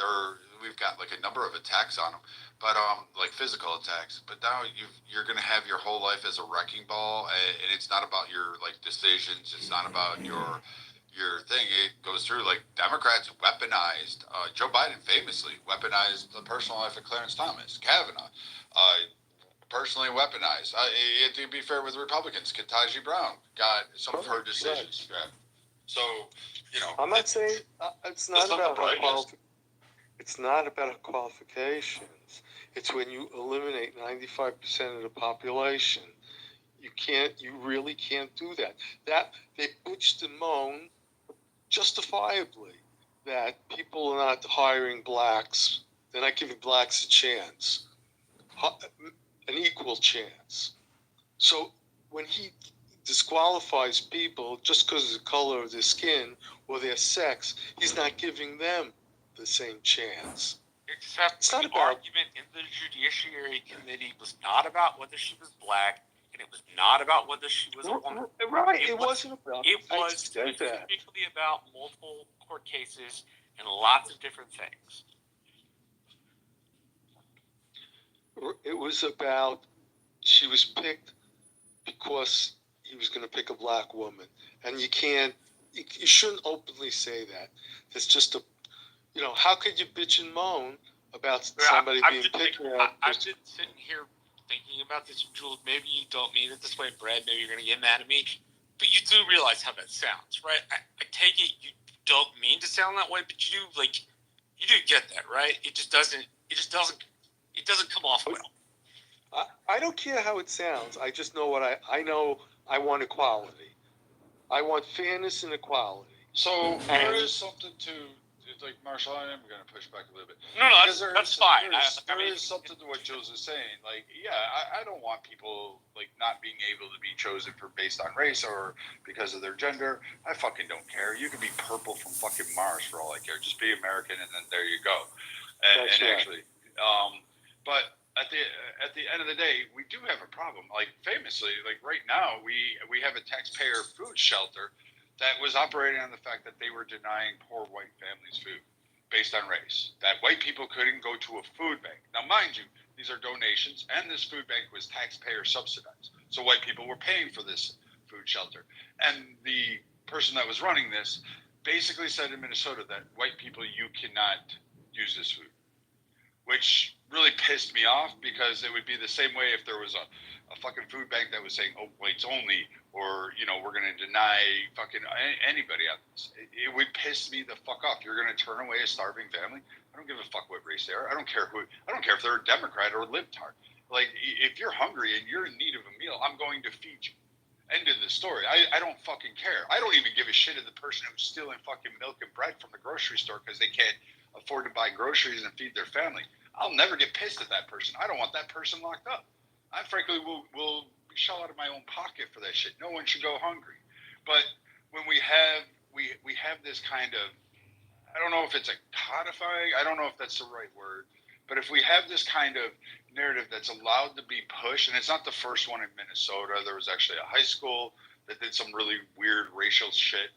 If we're seeing this play out and saying, oh, well, this is what's going to be allowed, I'm going to ask again, how far you're willing to push it before you see segregation start to come back, and I'm telling you, the more that we have these like woke tards that are pushing this segregation kind of policies, you understand that black people are like, what, 18% of the population on a good day? Yeah, that's not going to work out in your favor. If the Asians and the Hispanics are the number one demographic. If they sit there and say, you know what, we're going to have Hispanic only and deny everybody else, that's a huge demographic. If whites did it, it kept their segregation. If Asians did it, the lowest demographics are going to miss out on opportunities and things along this country. I don't understand why the left is allowing this woke tard bullshit to kind of foster. I think it's ridiculously stupid. And I would say the same thing to the fucking Target shopping white bed Chelsea fucking inbreded fucking rejects that wear fucking pointed hats and think that white power exists in some fashion and that they're the saving grace of fucking everybody. Like it's those fucking retards are just as bad as the woke tards. That's right. And I want to remember, everybody should remember that when the colleges were having these riots and the college presidents, which college was it? There was one president, maybe an Ivy League college, I think it was Columbia, the black woman president. She happened to be a black woman president, which is fine. But then they found out she was just picked and she plagiarized everything she ever wrote. Do you remember which? Hold on a moment. I want to invite this person up. KK, where is this moron? Where is this? The KK karate chop fucking person. Where is this dipshit? Already here. Right, KK. Not you, not KK. Do you think I would ever talk to KK that way? Fucking hey, my nuts would be cut off and in her Gucci bag. Louis Vuitton bag. I think they left the room. Oh, okay. Yeah. So for the dipshit, I don't know if he's in there, like whatever. So like the most racist, like I have been in so many different rooms on Clubhouse. I've been on social media. I've met so many people in real life. Like, spare me with the racist bullshit. If you're willing to fucking play the game and you want to do the racial spectrum, like I don't fucking understand it. Why you have a whole rooms led by quote black curators that sit there and scream about how Jews are like the evil blood of the fucking world, and you're perfectly willing to demonize that. You go out and say white people are demon seed. This is why they're dying off, and our cracker skin is paling in the moonlight, and then you'll go through it and say, then you have some black Hebrew Israelite that fucking wants to come on stage and talk about how they're going to enslave white people, which good luck with that fucking one. Try me on a fucking bad day and you'll see how far that goes. Like, again, you have this whole fucking weird mentality on Clubhouse about race. And you guys really are fucking full of shit when it comes to race, because if you're going to dish it out, then you should expect it in return. And I'm sick and tired of people trying to use or weaponize race. If you want to talk about policies that affect people, yes. Is there a racism problem in America? Absolutely. Is it really big as we try to make it out to be? Probably, because you guys can't fucking stop and actually move past it. Like at some point, you can't fucking, you either have to go through it and stop demonizing Jews, stop demonizing black people. Hispanics don't belong in the fields picking your lettuce and carrots. Asian people aren't fucking cooking your cats in a fucking kitchen. Haitians aren't eating your cats and dogs and stealing your fucking pet goldfish to fry up on a Friday night for fish fry. They're just not doing that shit. Stop demonizing people based on fucking ethnicities or races. Irish people aren't drunk, and fucking retarded people exist in all races and all ethnicities. Stop listening to the retards and actually just sit down and use common sense. Go ahead, Jules or KK or Turquoise. No, I just want. I agree with what you're saying, and my point was simply, the leader of the free world, President Biden, openly said he was going to pick a black woman. And I say, that's not right. That leads to all the shit that you just said, Brad, all the shit, it leads to that. People start looking at racism, and people start looking at inequality, stuff like that happens. And there's a responsibility when you're leader of the free world that you're not supposed to do stuff like that. That's all I'm saying. But I wasn't saying she wasn't qualified. She was certainly qualified. There's a lot of qualified lawyers. And thankfully, there's a lot of qualified black lawyers. So you didn't have to come out and say, the Asians get off the line, white people get off the line, people who have a perfect score get off the line. I'm picking a black female. That's bullshit. And I agree with what you said, Brad. And to give further context, Ketanji Brown and guess who? The second most evil man in America, apparently, according to the left, Ted fucking Cruz. At least according to Alyssa Milano and her fucking dumbass. Guess what? They both took ethics classes and aced them under guess who? Elizabeth fucking Warren, who is a grifter, who I have more Native American in me than that bitch does. And I can tell you, I come from Irish ancestry. Like, my literal both sets of grandparents immigrated from fucking Ireland to here. So, like, I have more native-born Indian in me than she did. So, like, when you look at these things and saying that Ketanji Brown wasn't qualified, she was. She was qualified to be on that list. I have no problem with Ketanji Brown's decisions. I don't necessarily agree with it, but I also didn't spend 20 fucking years studying every aspect of the law and looking at nuances. Do I necessarily agree with it? No. But to be fair, Ketanji Brown has actually sided with, quote, Republicans, if you will, or conservative approaches. There have been conservative justices that everybody hates who has actually ruled in favor of liberal fucking arguments. So what they have done, and Ketanji Brown seems to be kind of going in this trend a little bit more, she is looking more as the Constitution. She's becoming more of a constitutionalist, or at least trying to work within the confines of what the Constitution says in the laws and based on what the legislators are passing. So she is not even straying very far. I don't think she's unqualified. I'm just saying she wasn't top of the list for Biden. That is not who they wanted to go after, but she was the one that accepted. The rest, if you wanted to highlight, they basically said no. And it happens more and more often that people are saying, no, I don't want to be involved in politics because of the fucking idiots that exist on stages like this that want to scream about, you know, the most suppressing thing. Can you define what a woman is? And, oh, you had a beer when you were 16 years old and you said something fucking bad. Like, okay, like, I guess if that's really that paramount, but the man's been a fucking judge for 30 years, so now we're going to go through this. And, oh, by the way, you're going to bring up a fake rape case or some other bullshit. Like, again, like, why would anybody? Why would we even get the best? We don't deserve the best. You fuckers don't deserve it. We really don't. Think about it. We did this to people, and we don't get the best. You bitch about Trump. You bitch about Biden. We don't get the best. Is those the best that America could produce? We put a man in 60 years. We went from flying the first plane to putting a man on the moon. And you're telling me Joe Biden was the best the Democrats could actually put up? You bent the knee to him? He was the best? I can say the same to the Republicans. Trump, is he really the best? No. But is he the one that is wrecking the Republican Party? Pretty much, is reforming it. It does need it. I think the party of Reagan died with Reagan. I think Bush was a fucking shit show. And everybody else, Mitt Romney was a shit show as well. So McCain, I'm glad he didn't get it. As a military guy, he was good. As a politician, he was shady as fuck. He was sneaky as fuck. Cheney, they were fucking horrible. Liz Cheney at the left, like, wants to do some speeches with her. Holy fucking shit, that bitch never met a war or a fucking conflict that she didn't want to be part of and have the U.S. selling guns to make sure there was more killing. But you guys keep uplifting that fucking, that bitch, because even her own constituency ousted her, and not because of Donald Trump. They ousted her because she was bad. She was a horrifying politician. And you know why the system's like this? Because these politicians are bought, they're owned. They're not only owned by Americans, they're owned by foreign countries, foreign governments. Joe Biden, it was out in the open what he was doing. Like I said before.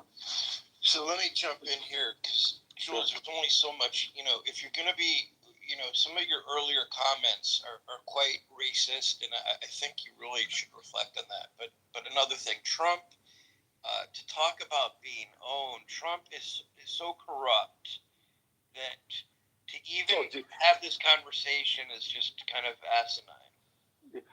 First of all, I didn't say anything racist.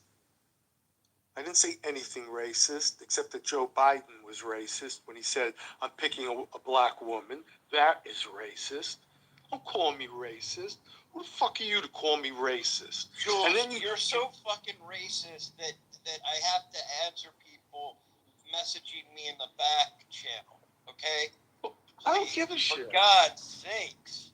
I'm letting you up here just because Technically, Roger did and wanted to hear about it. Roger invited him into the room and invited him up here and wanted him on stage. No, but I'm letting him stay on stage, is what I'm saying. Yeah, well, tell me why Trump's corrupt. Just tell me. Oh my God. Give me why Trump's corrupt. Oh my God. Oh my God. Oh my God. He's corrupt. Yeah. Jules, please. You're Jewish and you're kind of looking bad for us, right? It's an embarrassment to have you fucking on stage sound like such a fucking racist. I'm going to throw your ass out of here pretty soon. Clean it up. How am I racist? You tell me what I said that was racist. Jules, you can't even be remotely inconspicuous or covert about it. Why not pick on Amy Coney Barrett? Why not pick on someone else who really isn't as qualified as many people? You picked the one black woman that you can. I mean, it's just unbelievable. Who did you lose your fucking job to as a Fed to affirmative action or something that makes you so fucking racist? That's really ridiculous statement. I didn't lose any job to anybody. I worked with black people, white people. I didn't care what races they are. You know, it's just so ridiculous. And then you attack my Judaism because I'm Jewish. What the fuck was that about? Idiot. What was that? What? Jules is a fucking idiot. Okay. We tolerate him in the Jewish community, but we really don't want him in the Jewish community. I'm tired of hearing this bullshit. It makes the Jews look terrible, and I can't even be... I've never kicked someone off stage because they're so embarrassing to the Jewish community. He's fucking embarrassing to the Jewish community.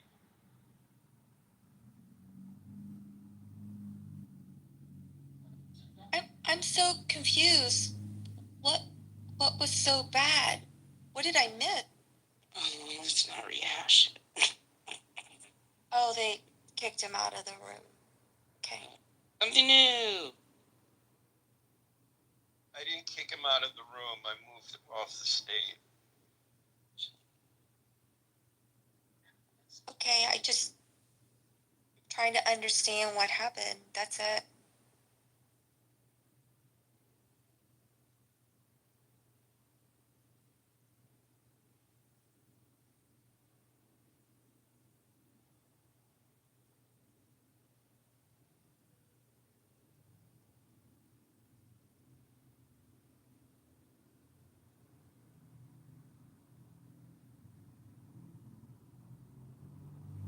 And then what makes other Jews look bad to other Jews? Jewish people are historically, because we were historically marginalized and are largely democratic, or Democrats, we don't particularly look fondly on people who harbor such bigotry. Okay, Jules is known to be bigoted. Period. And so I let him keep talking, but enough is enough. I can't have people back channeling me. I'm multitasking. I don't need to be bothered with it. First, I hardly ever answer back channels, and those that know how to get in touch with me know how to get in touch with me. So, good luck on the back channels. I think 1,000. I don't even bother. I'd let KK read those before I even dove into them. But secondly, I mean, I don't know. I didn't hear what he said was racist outside of going on a Tana Kintaji Brown. Like, she's qualified, like I said. She's got the pedigree to go through it. Many of the people that are listed for Supreme Court have the qualifications. Now, the federal appointments on some of the lower federal courts, that one's a little wonky. I've seen some weird fucking people get selected for that. I'm both Democrat and Republican.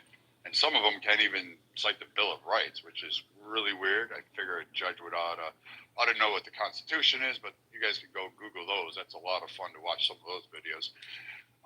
C-SPAN airs them. Fucking great channel. But overall, like, I don't know. Like, I don't like it when people talk in monoliths for a whole community. Jordan, I don't think, you know, you can speak for the entire Jewish community. I think you're different from everybody else, and I like you. We just don't agree politically. I've heard you and Abby get into it. I don't think Abby's any less of a voice than, you know, you or I. I don't know. I don't like people who want to, like, try to push this community thing. I'm all about individualism, individual freedom, and I kind of like it. But, I mean, if you want to do collectivization, just remember, and this is the one thing I will say, when people start issuing, like, oh, this is my community, this is how you need to speak, you also take atonement for all the negative shit that comes.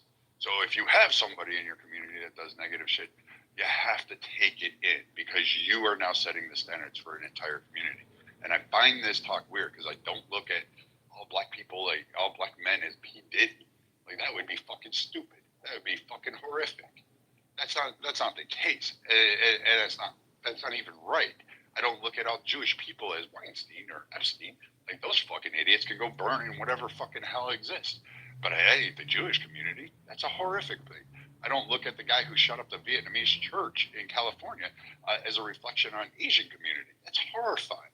It's just the same way I don't look at the white community for fucking the guy who blew up Oklahoma. That's not an entire fucking white community. Like, these are horrific individuals who have done horrific things in time and space, and I don't blame a community for any of those.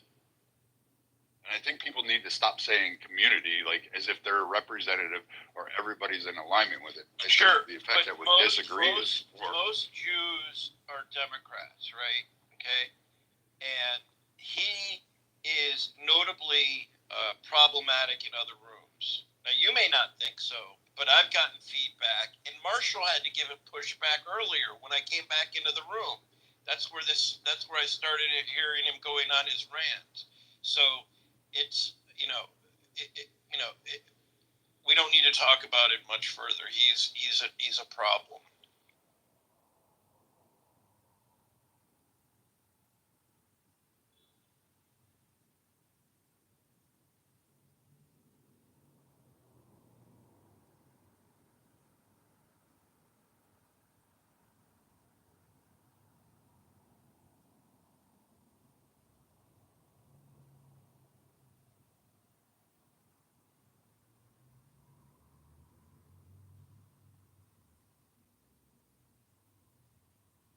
Oh, all right. I don't know Jules well. I don't know. There's so many new people on Clubhouse, I don't fucking know anymore. But anyway, what is the next topic somebody wants? Are we staying with Kamala as a communist? And, no, she's not. I mean, like, are we staying with that? You guys want to talk about policy? What would be good policy? We can talk policy. People can come up. I'm curious what you guys think would be appropriate, reasonable policy prescriptions.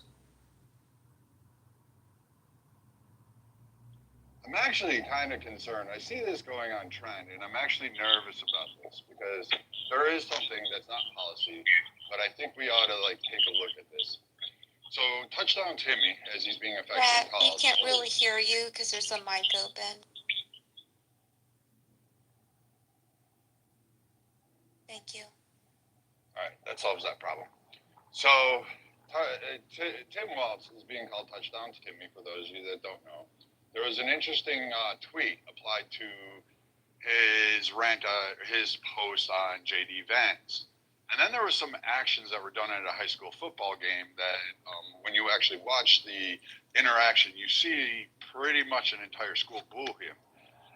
And, I haven't heard any confirmation about this, but if this is true, this would be the October surprise from hell. This would be the worst. This would actually be something that would probably sink Kamala Harris to no end. And I don't see another candidate willing to step up and take the role as vice president at this time. under her, because she would most definitely have to. She'd have to kick Walz out of her campaign. That would have to go through. If there's any truth to this, even if it gets close enough to actually having some truth to it, this will have. If it garners steam, this is probably one of the most pivotal things that I have seen in a campaign. Like the rape accusations, I thought were going to sink. The Billy Bush tape was going to sink Trump. Trump came back from this. I don't see how Walz could, if this is given any credence or if it's taken up and there's some validity to it. I don't see how he could go on, and I don't see how Kamala can win. And I'm curious as to what everybody, if you guys don't know, I'm sure you can find it. Someone can Google it, post it in the chat. I'm sure somebody has already done it. If not, it's been kind of covered on a lot of social media networks. Independent news have been talking about it, so pretty soon it should hit mainstream. What is it? If it's not there. Touchdown. It's a post where Tim Walz is talking about manufacturing with Donald Trump and J.D. Vance. And underneath it, a poster, whether true or not, wrote a very long and lengthy one, and this is by a verified blue check, stating the fact of Tim Walz's engagement with a young student. Now, I don't know if this is true. I don't know if there's any credence to it. I have not heard this story. I live in Minnesota. This is the first time I'm hearing this. But there came with some validation, and then Tim Walz went to the high school where he coached at, and there was a hubbubaloo, a welcoming embrace of him. In fact, there was a lot of boos. There was a lot of get out of here, and the optics just were not good for Walz on that. So there seems to be something that is being picked up. And again, it'll be interesting to see how this unfolds, because this will have to, if Walz responds to this, this could hurt him. If Walz doesn't respond to this and this gains steam, this will hurt him. So I don't know how this is, in effect, going to be really good for the Kamala campaign going forward.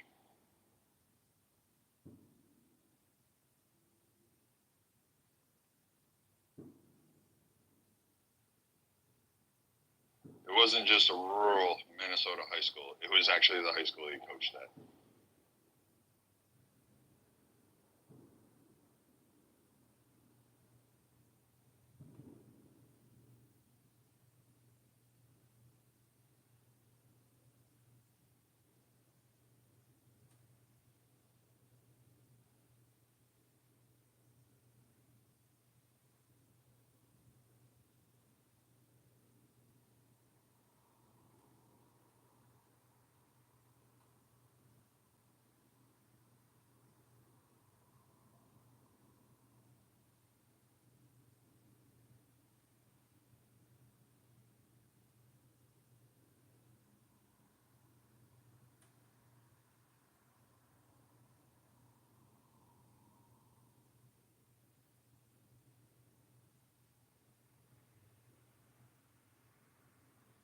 Okay, we can move on to other news subjects.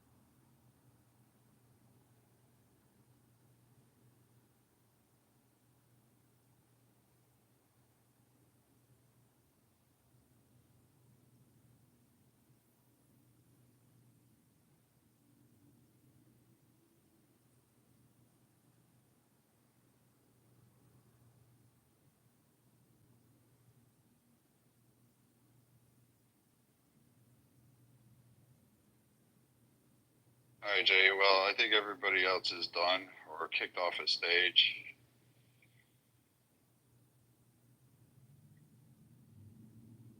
Oh, we're not done yet. Kamala's not black. She's not black. Okay.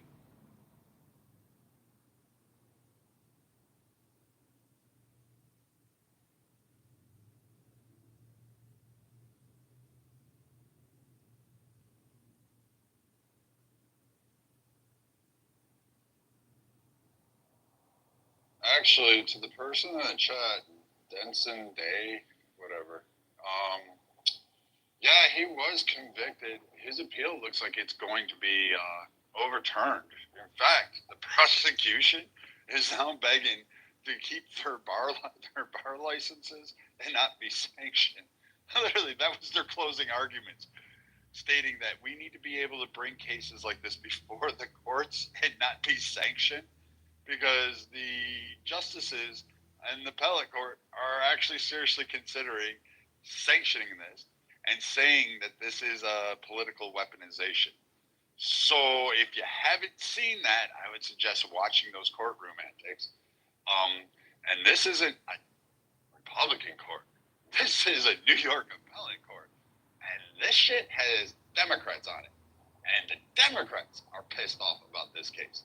So if you have Democrat judges that are pissed off about this one, what does it say to the prosecution and how Letitia James is now in a lot of fucking water that's boiling hot, and there could be repercussions involving their actual legal fucking license. Like their ability to practice law could be in jeopardy. That's what is actually happening. So it looks like Trump's case is going to be overturned. His convictions go away, and he gets his $500 million back. Unless you read something completely different and you didn't listen to the courts and you somehow have some other fantasy. But you're welcome to come up and argue that one.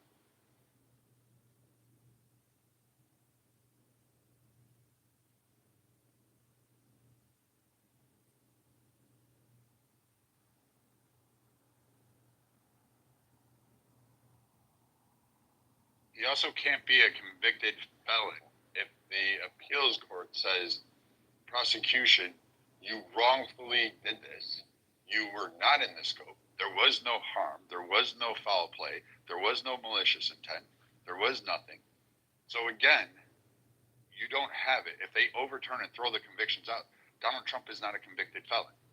It doesn't work that way. I don't know what fantasy world you have, but then if the lawyers lose their license, and then there's maybe investigations that spin off of this into election interference by Letitia James and company, then that turns into a whole different scenario. And that's not Donald Trump being convicted.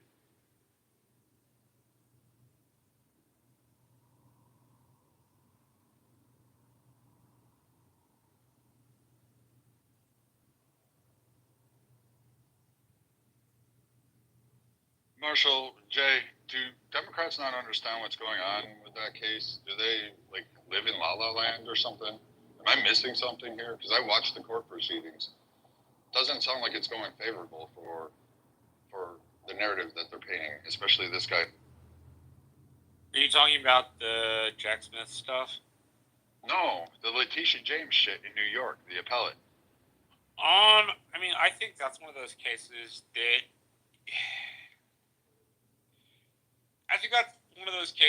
the Republicans can genuinely make an argument that Alvin Bragg's discussion prior to getting elected, even though it was a question that he was asked and wasn't a public statement, clouded people's view of whether that was political or not. And I think as a consequence, it's going to... The issues of breaking the law are not going to stick near as much as if it hadn't been political. I think that could be one of those situations. I also think you run into the typical problem that you have with Trump, non-Trump voters, or Trump voters plus folks who are on the Democratic side of the aisle. Some Democrats, from the very beginning of the former president's presidency in 2016, pretended like everything was the worst thing that had ever happened, And I think doing that, a nerd republic, the best way I can think to explain it is kind of like sticking a lobster in water and then slowly boiling it. Before we knew it, or before the world knew it, well, before folks on the Democratic side of the aisle knew it, the discussion that Donald Trump was the worst thing ever and he's going to be a dictator and he's going to take over and it's going to be the last election we ever have. I think that hits people and then, like, on our side of the aisle, independents, and, like, drowns out the common sense. And what I mean by that is, like, even if Trump had done something, even if Trump violated the law in this example, there are going to be a lot of people on our side of the aisle who look at that shit and go, you know what? You said he was the worst thing ever for 4 years. Why the fuck should I believe you now? Right? I think at least there's part of it, which is people just feel like the hyperbolic language about the former president is too much. Having said all of that, there are going to be a lot of people who are independents that think that, and this is what I think some research has shown, that a lot of people's views on Trump, if they view him as not good for the country, come back, a lot of them, to not admitting he lost the election and then stirring that whole shit up. Like, take off evading the Capitol, but, like, the thing that led up to the 6th, I think that's where a lot of people on that side of the aisle and the independents will track there, the moderate Republicans will track with that, look at it and say, you're more of a danger than you are, you're more trouble than you are help, basically. And I think you then have the additional problem that each side thinks the other side is the most devious. And that incentivizes upping the ante every time something happens. I mean, Brad, how many conversations have we been in where we've heard people go, well, those Republicans, they're just not hard enough. They're just not hard ass enough about it. How many times have we also sat in liberal rooms and listened to Democrats say, you know what, the Republicans are united. They're happy to punish people. When they step out of line in their caucus, they get in trouble. Right? This seems to be this weird view that the other side is rougher, more ruthless, more cold-hearted than the other side, and as a consequence, the side that thinks that is not going to up the ante. And so I think there's, like, all of that comes together, plus, like, just general societal angst that we've had. That's a really long answer, but I hope it, like, hits on some stuff that makes sense. Marshall, can I ask a question? Yeah, sure. With the recent allegations against Barack Obama, why is the Justice Department not arresting him just like they arrested Diddy?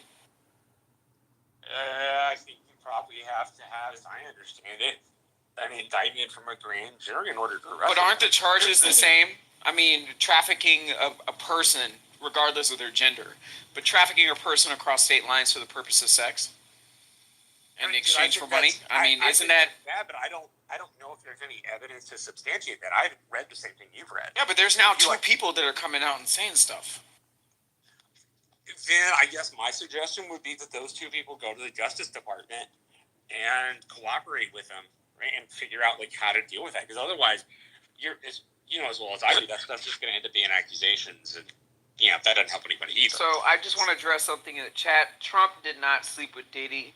Diddy had a very strict weight requirement when it comes to him and his sexual relationships with both white men and white women.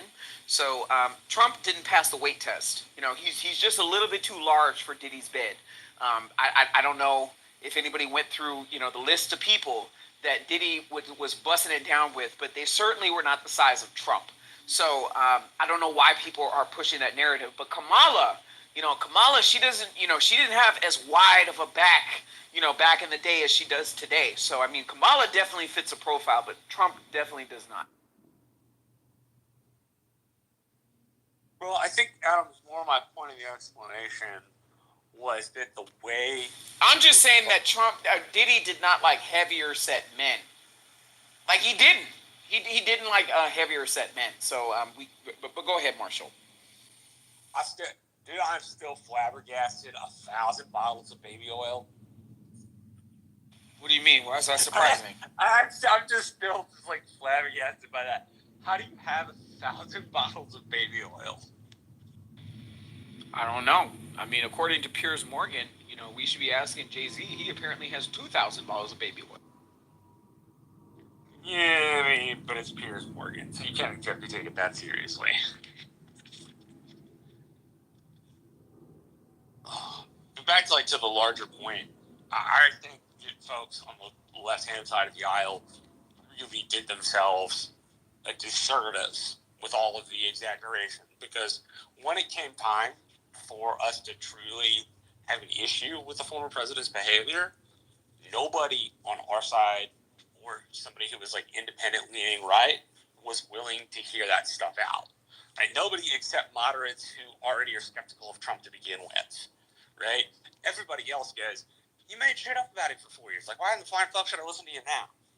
And I don't think that was a plan passed out in the Democratic Party or anything, but I do think that has been, to one degree, the fruit their hyperbole and exaggeration has borne. Right? The times when we genuinely needed to be critical of him, say, after the election in 2020, right? There was nobody on our side of the aisle that we would say is commonsensical that was willing to stand there and stick their neck out and, say, hey, what he did, and keep their neck stuck out, say, hey, what he did was not cool, and, an impeachment may be warranted, right? That would have been, if things had not gotten so exaggerated, that would have been one of those instances where you needed the right-leaning or independent right-leaning public to jump on board with you. And I think because a lot of the independent right-leaning folks and a lot of the right-leaning folks saw and viewed this, in particular Trump voters, viewed the exaggeration as continual lies about the former president for 4 years, were unwilling to cut people in the media or Democratic leaders like Adam Schiff the slack for, doing genuine investigating of things the former president did that, we should probably look at, right? They screwed themselves. They cried wolf. And I think that's particularly the Democratic side of the aisle, that's a hard thing to live with. Don't get me wrong, Republicans have equal amounts of flaws that aren't exactly the best. But that's just something I've noticed for a long time. And I said it that way because it's not something that indicts an individual Democrat.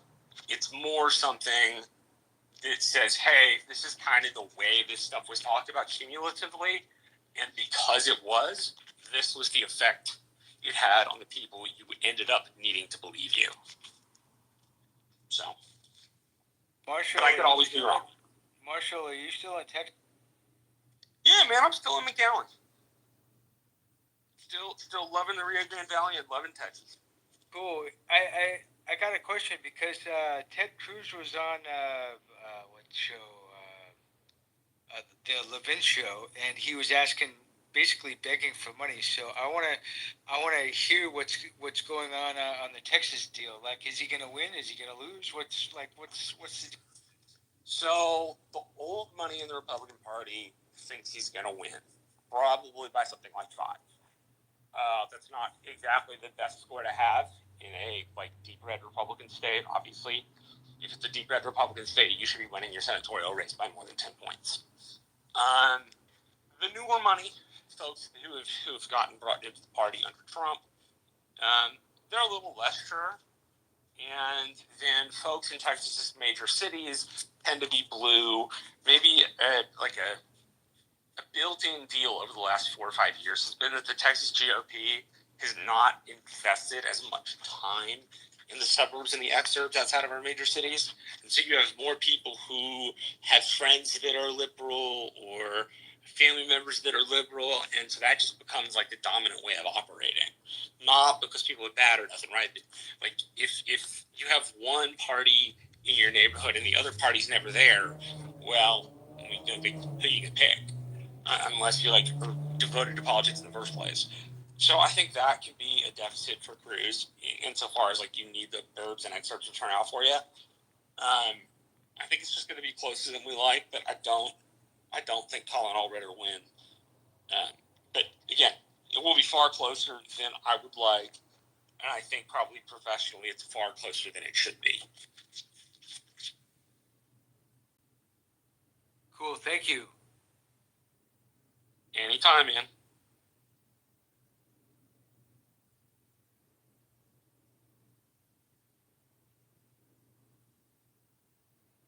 Yeah, I can't imagine Cruz losing out. I just mean, not this don't think cycle. it'll happen. I just don't see it. Hold on, Coda. I'll get you something. But I mean, I just don't see him losing basically by, like, I mean, it could be close depending on turnout and stuff like that, but Cruz is just, even despite his fuck ups, he was still able to beat Beto. And like, Beto threw freaking mounds of money down there to try to go at Cruz. And Beto was a lot more involved in his Senate run than Allred has been in his. The kind of devotion from the younger Democratic electorate that Beto once had, Allred is not blessed with. He does not have the same kind of thing. So, Marshall, I heard Cruz's opponent has raised like 3 times more money than him, and that's what the concern is. Yes, he has outraised. They've outraised, for what I understand. So the NRIC was supposed to help dump some money into this, but because of the race for majority leader, apparently Cruz got crossways with one of those guys. I don't know exactly which one he got crossways with, but somebody who would give him more funding or make sure he had more help. He did something or didn't do something that he was supposed to, and I'll have to ask my younger brother and get back to you on that guy detail. Yeah, but yeah, he said Mitch McConnell didn't give him any help. So yeah, I mean, he opposed Mitch on something. So in all fairness, if you're going to be running for Senate and Mitch is still the majority leader, and there's something he leadership taps you and goes, "Hey, I kind of need you to vote on this," and it's very possible you face the same sort of repercussions that Cruz has now, just not a lot of money. You know, like the U.S. Congress, U.S. Senate, not NRSC, not dumping a lot of money into it. Hey, I'm going to do a commercial here. My daughter just sent me my second set of this. For the you men out there that don't like smelling like vanilla lavender fields or any shit that KK buys, my daughter sent me this soap company stuff called Alpine Provisions, and it literally smells like a fucking forest. It doesn't have perfumes in it. You don't reek all day. The shit actually is pretty good. And so my kids, because you used to just bathe with a bar of soap, done that for most of my life. Never used shampoo because soap is soap to me. And yes, I still have a full head of hair, but I wish I could go bald. It would save me money. But at the end, this shit is really good. I recommend it strongly. I'm going to say I have to give it an endorsement. Why are you buying or getting soap that smells like a forest when you're literally in a forest all the time? Like, that doesn't make sense. Well, because when my oldest was on here and she heard you guys ripping on me about just using a bar of fucking plain soap or Dr. Bonner's Castile soap, they said, all right, we're going to change Dad's habits. And so they bought me shampoo, the conditioner shit, and then the bar of soap. And I can say I actually like this one. You know, I've tried a few varieties of some of that other one. I did the Dr. Squatch thing.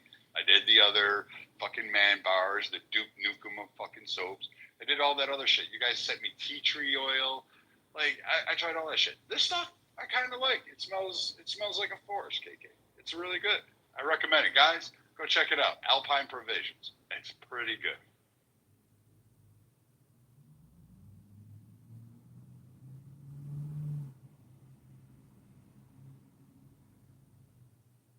Yes, Christy, for the majority of my life, I only used a bar of fucking soap to take a shower with.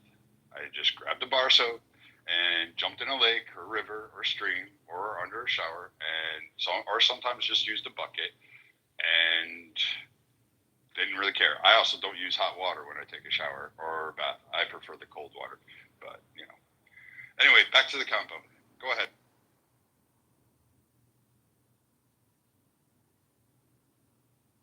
Yeah, I can't think of anything else off the top of my head. But yeah, the race will be closer than it should be. Oh, that was the thing. Somebody just said to me that it was definitely dumb for McConnell not to put money into Texas, which I tend to agree with. But that is what happens when you get crossways with the leadership. So. No, also Beaver is not racist.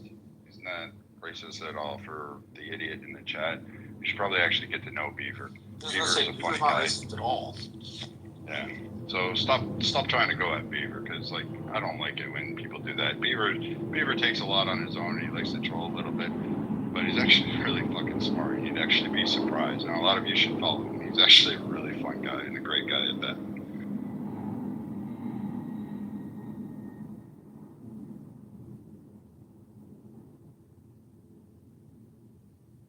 For the record, Beaver is black. Yes, Beaver is black.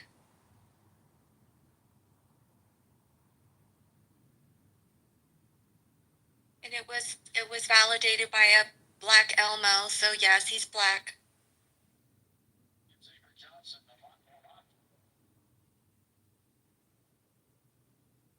So Marshall, have you been following the Medicare issue that Rand Paul brought up, and that now more and more Republicans and a couple Democrats are looking at, and so are CMS and economists going through, particularly in regards to the Hatch Act?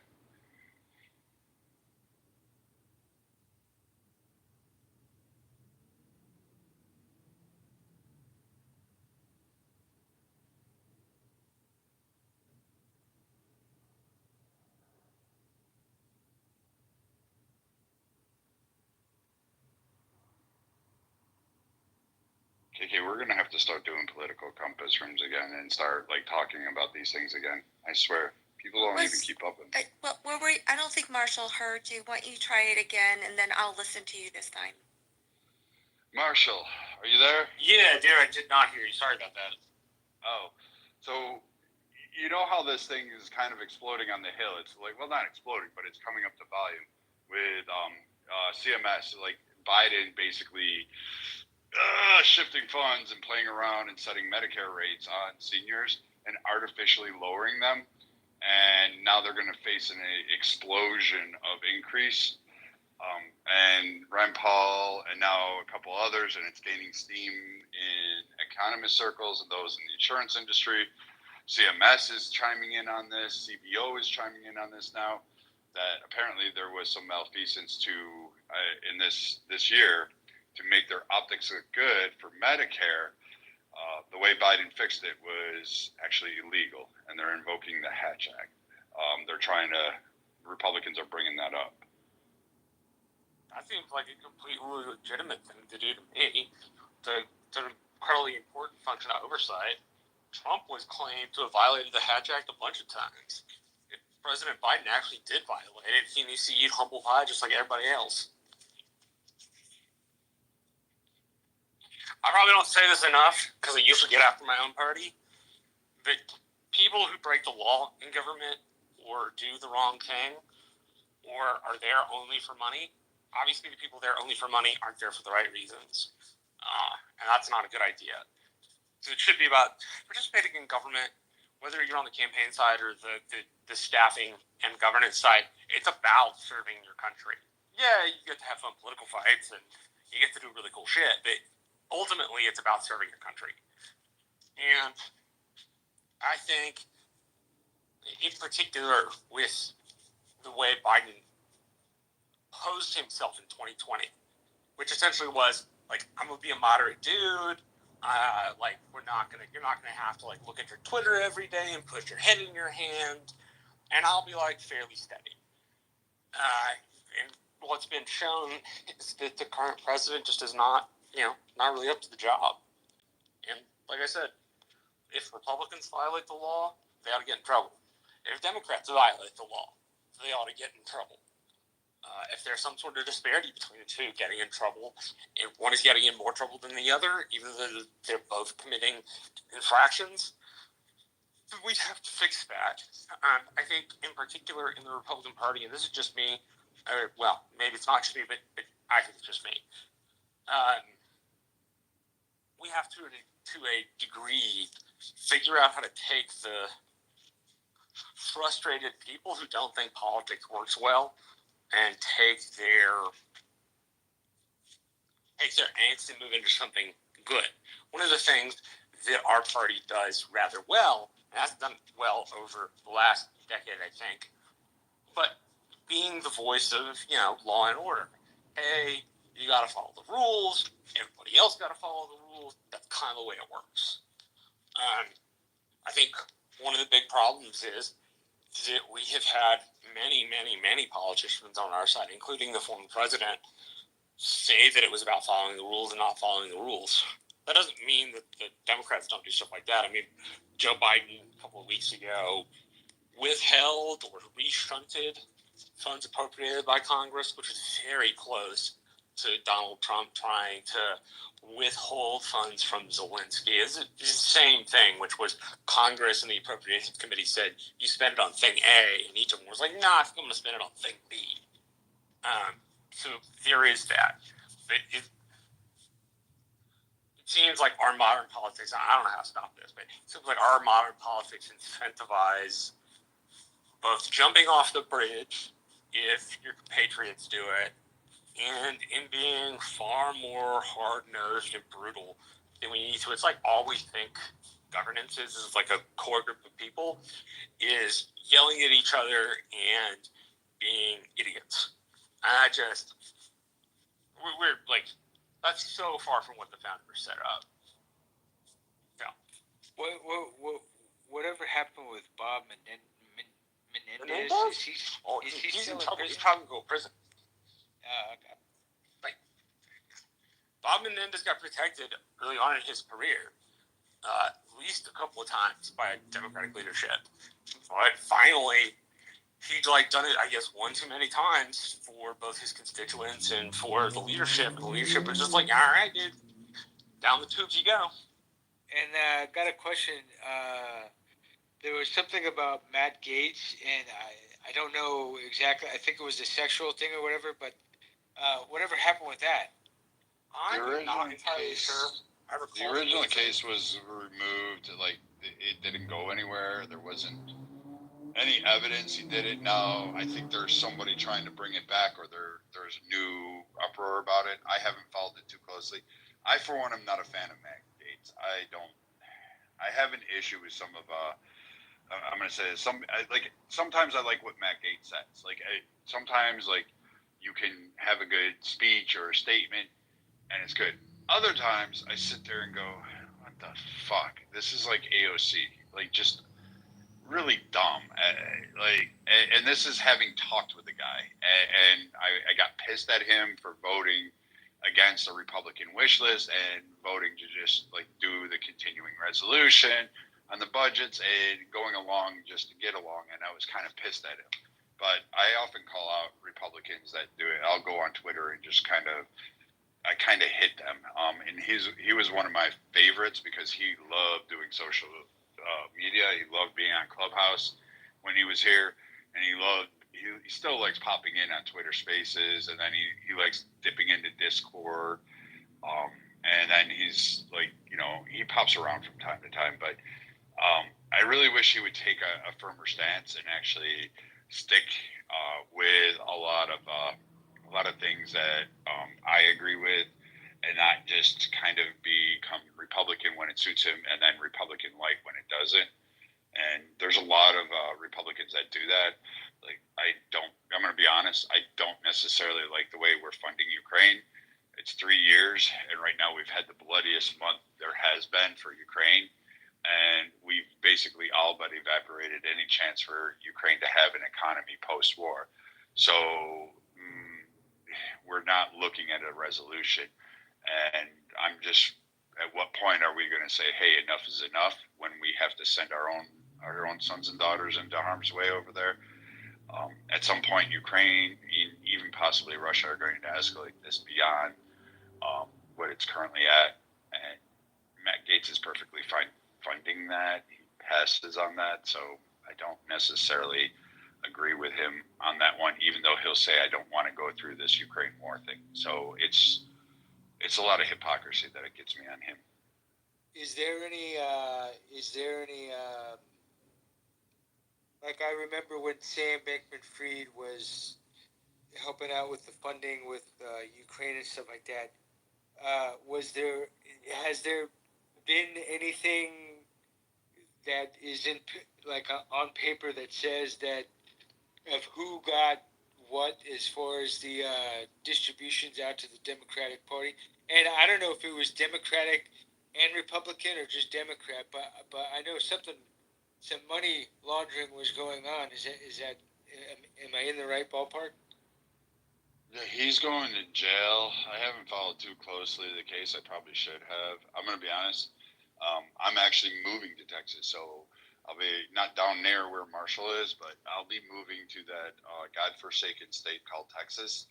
And yeah, but you'll be close enough to go hunting, so it'll be great. God, I'm not buying a fucking hat. I'm not buying boots, and I'm not wearing a dinner plate for a buckle to hold my pants up on skinny jeans. It's just not fucking happening. But and I'm not driving a fucking pickup truck with a dually and living in an apartment. That's just ridiculous. But back to the other thing, I haven't followed it as closely as I'd like. I know he's going to jail. I know there was a lot of money laundering through DNC and a couple other PACs. I know he was funneling offshore accounts in other nations.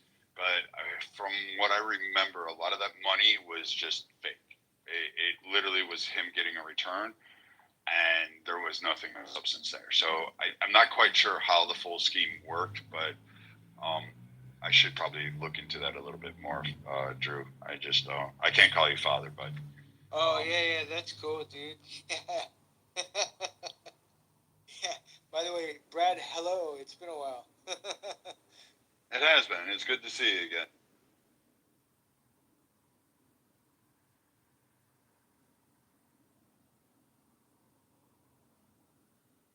Yeah, I remember the few group meetings we had. It was a good time. They're always fun. I miss our days. We were talking about this the other day in Clubhouse. We had some fun rooms. Now, for those of you that are new to Clubhouse, I see a lot of pink tickets in this room. There used to be conservative rooms, true all-out Republican rooms, and it used to be a dog shit show. There were some good ones. There were some bad ones. And then there was just complete, utter train wrecks that you would call it. And there were great discussions. We used to have some powerful discussions. We were registering people to vote. We were helping people when various states allow you to register online. So we were actually going through helping people register online. That was fantastic. There was a lot of things that went through. We helped a lot of people. We paid off. I know I contributed to help paying off a mortgage. We had a whole bunch of, really good things. We helped someone get a car. I remember that one. So they could go to the job. We bought someone a suit so they could go to their interview. We paid for, what else? Oh, a bunch of fucking charities. We gave a shit ton of money to charities. I miss those old days at Clubhouse. That was really great. By the way, what's new with Clubhouse? I haven't been on this app for the longest time, so I really have no clue. We got a lot of new people. I keep hearing IRGC, not sure who these idiots are. But then I guess they're the replacement Somali trolls that used to exist on here. So that's new and different. And then they always come up on stage and just say Free Palestine or something, ridiculous. And then they sing, and then it's just, we move them out. And then we have, there's not been a whole lot. A lot of now they're just crap rooms, Drew. Sorry. Tell you, we don't really have those serious political discussions anymore. Try to, but. Oh, that's fine with me. The only club that I joined back was the baseball collective, and then this. I just saw you on here, and I said, hey, let's go in and check in and see what's going on. I was gonna say this, Adams. I'm not wearing chaps. I am not wearing fucking assless chaps or whatever fucking chaps you're talking about. That ain't happening. No, that's not happening.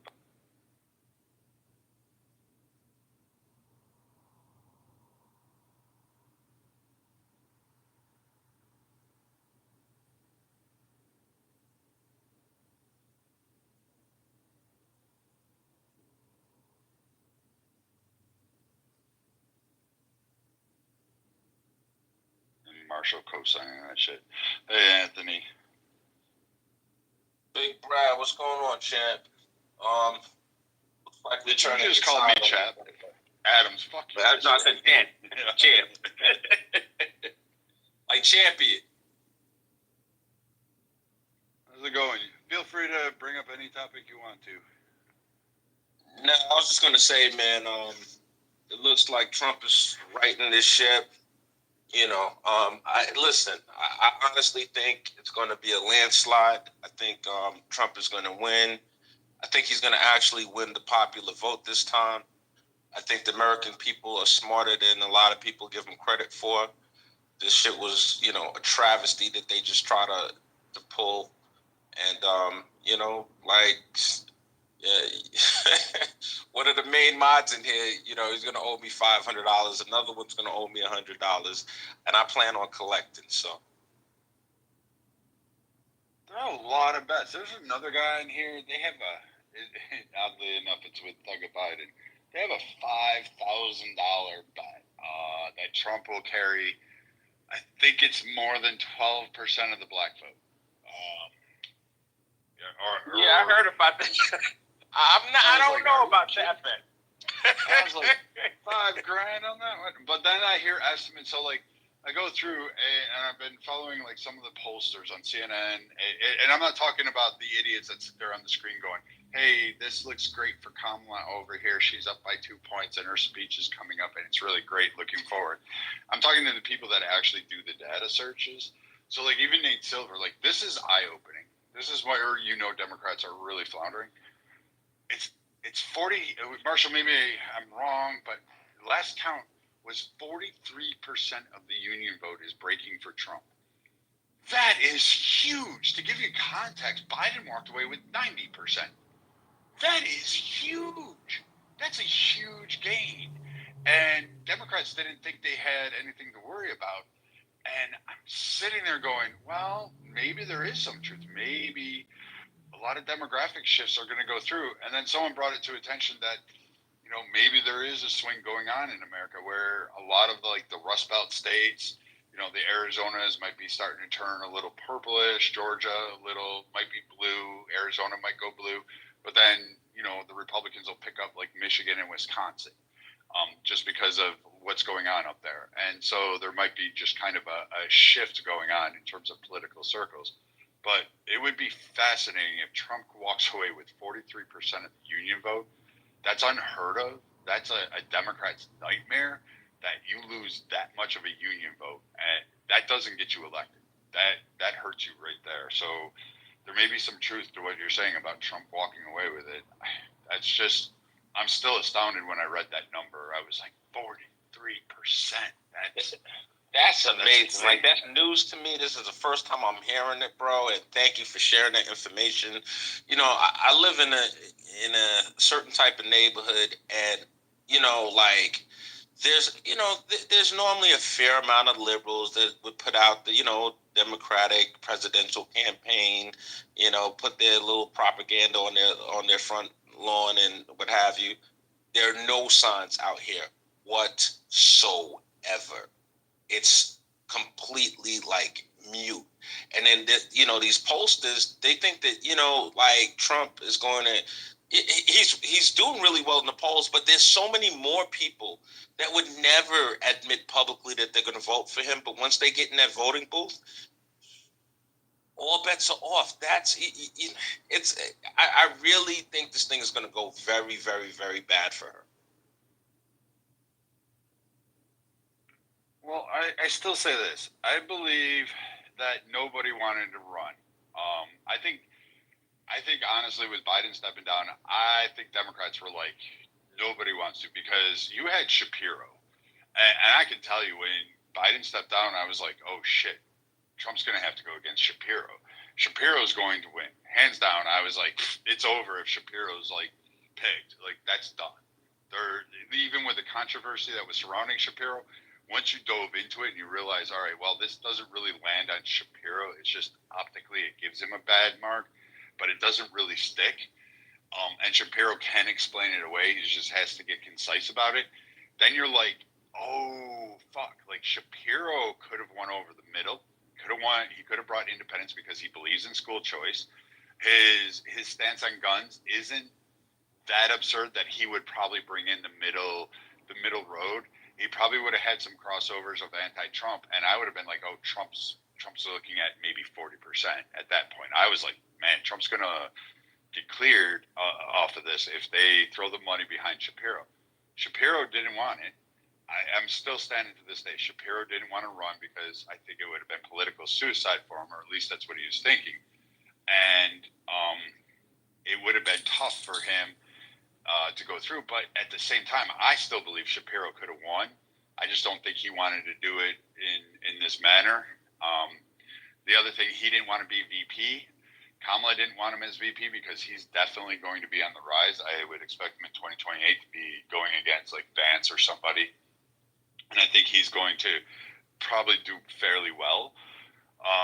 And he's someone to watch out on the horizon and to see what comes of him. But, I mean, Kamala coming in, I think, is the sacrificial lamb. I think the Democrats don't like Kamala. I think it's a way to just optically keep her by the side. They never passed any of her legislation. They didn't really do a lot, even in terms of support for her when she rolled out her campaign against Biden. Way back in 2019, she had less than 3%, and she couldn't even make it to Iowa. So Democrats weren't universally locked or helping her. She was a train wreck out of that gate. She's been a train wreck as a VP, and I think that they knew they couldn't sidestep her, and they knew optically it would pose a hindrance. And I think basically they're solving, quote, their Kamala problem, which that was the talk literally, I don't know, when Biden stepped down, that was the issue, was how do you get around the Kamala problem? And none of the commentators, none of mainstream media liked her. And then all of a sudden she comes into being, and now everybody's loving her, and they've always been supportive of her, and she's done a great job. But literally just after Biden stepped down, they were critiquing the hell out of her and slamming her. Absolutely, man. And, I really thought she was going to pick Shapiro as her running mate. Like, she did not do herself any favors with her vice presidential pick.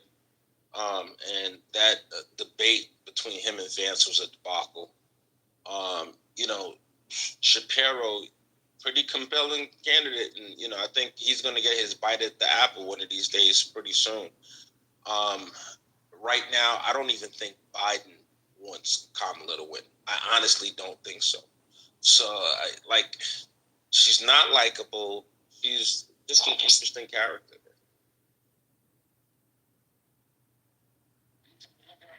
Hi, Anthony. It's KK. I think Biden is in the preserve my legacy mode. So, unfortunately for him, even being a lifelong Democrat, he absolutely has to basically be like, yes, we've been along this and understand her ship is sinking. So that way he can end his presidency and saying like, well, this is what you guys get for plucking me out, basically forcing me out, telling me, what my poll numbers were so I can preserve my legacy. But in the bigger picture for the Democrats, I think it's a big lesson to understand you can't divert democracy, right? Pressuring in it just for that, it will long-term wise strategy. It does a whole disservice to Democrats, and it does a whole disservice just to American citizens, period. Trying to manipulate the whole process just for a W when we deserve to have two viable candidates that was actually chosen in. But Biden is for sure trying to preserve his legacy so that way when he leaves, he can walk away and say like, well, I did my part for years. You didn't think it was good, but look what you are stuck with now. That's just my opinion. No, and KK, I think you're 100% right. The only different take I would put on that is I think Biden wants to I think there's a part of him that wants to preserve his legacy in the sense that if Kamala wins, right, and she's going against what he did, then it's a kick in the ass for him. Like, well, yeah, he didn't know what the hell he was doing, so this lady, maybe black lady, even came in and and just upended. And so in some ways, I think indirectly what you're saying is a Republican winning, whether it's Trump or not, right, would allow him among Democrats to say, look at how things were when I was there. I could have beaten this guy, but you guys kicked me out. And so when are you putting me on the Mount Rushmore, like Nancy Pelosi said, right? So, I mean, I think you're right on that. I do think, though, that he wants it to be known that Kamala helped him.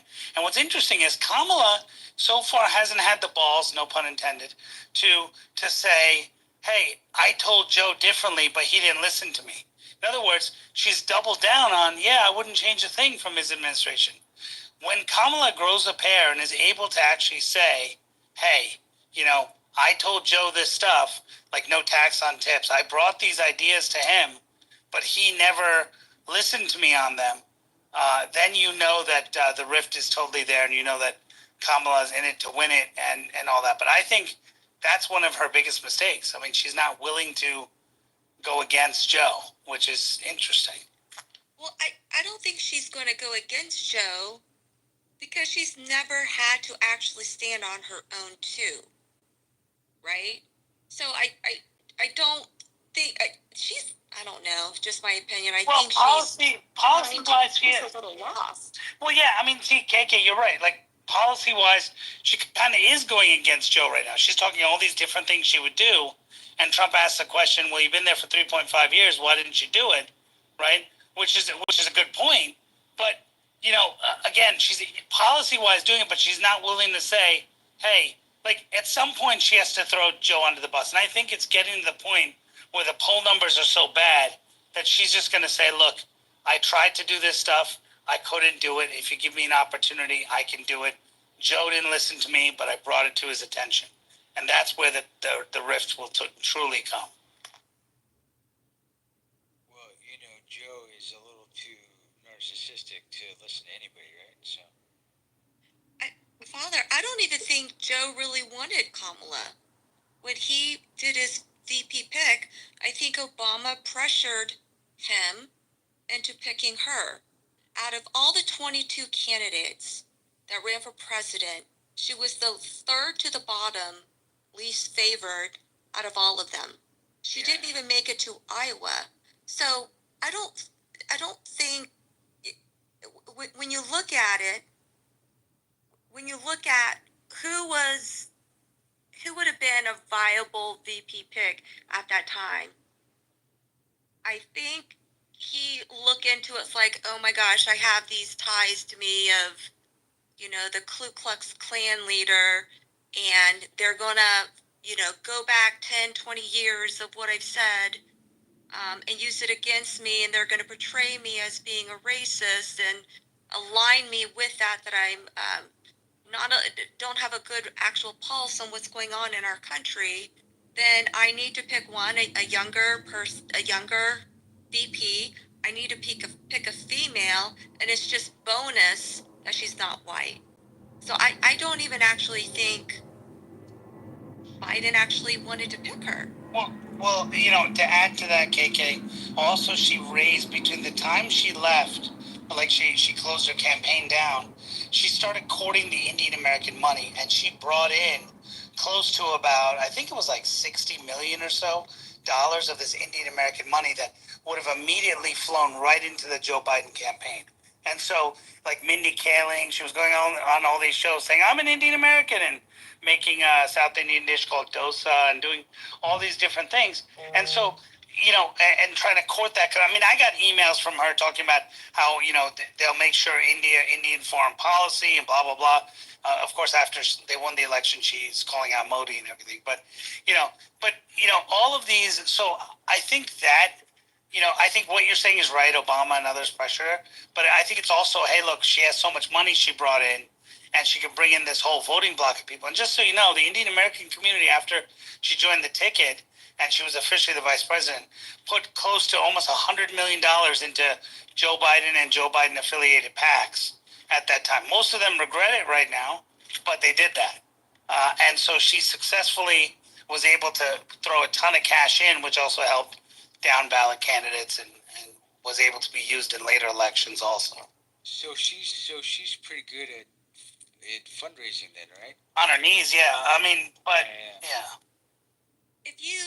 So it's interesting.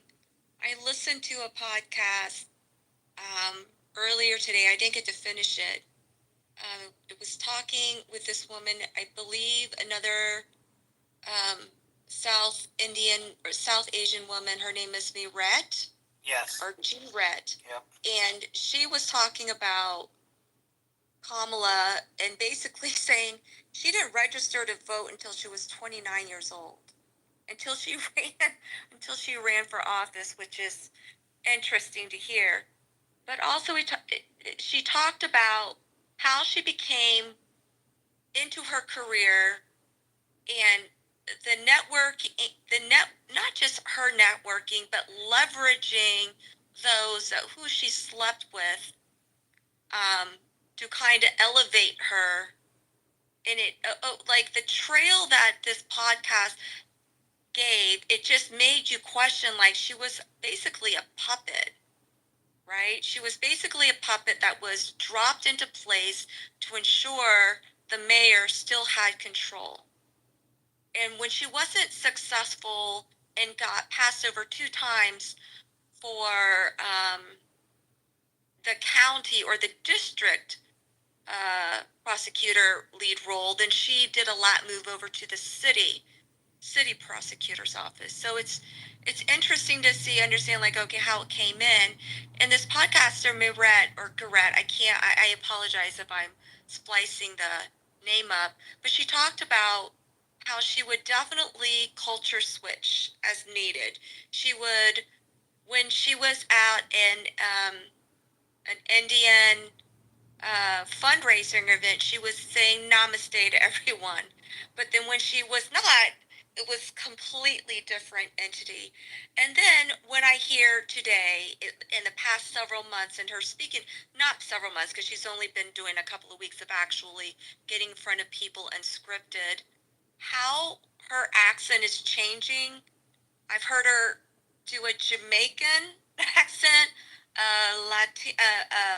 Latino accent, and then a Black vernacular. And it's just, I kind of understand of that kind of sway in. I'm going to adjust as how I need to be adjusted, so that way I can pull those funds in. But it's a really interesting podcast from someone that's known her for over 20 years, to share a perspective of her upcoming rise. But that also included King, her fundraising abilities. It really wasn't from her. It was from Mayor Brown at the time, basically twisting his arm, and the campaign laws that she broke, like that she had to actually go to court for, which was kind of interesting, to say the least. I'll put the link in the chat. Yeah, it's just an interesting story all around. Just to find out how she got to where she is. You know what I mean?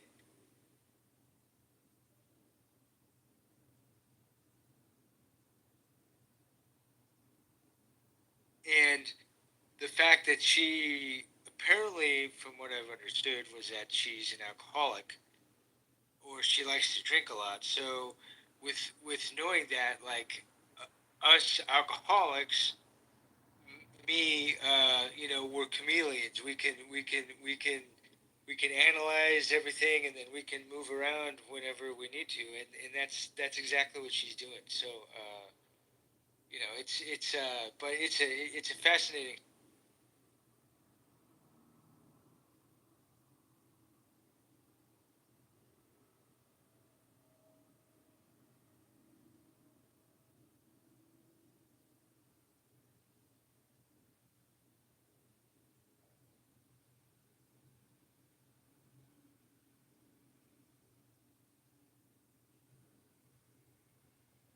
Is there? I mean, I've seen some videos where she was clearly intoxicated.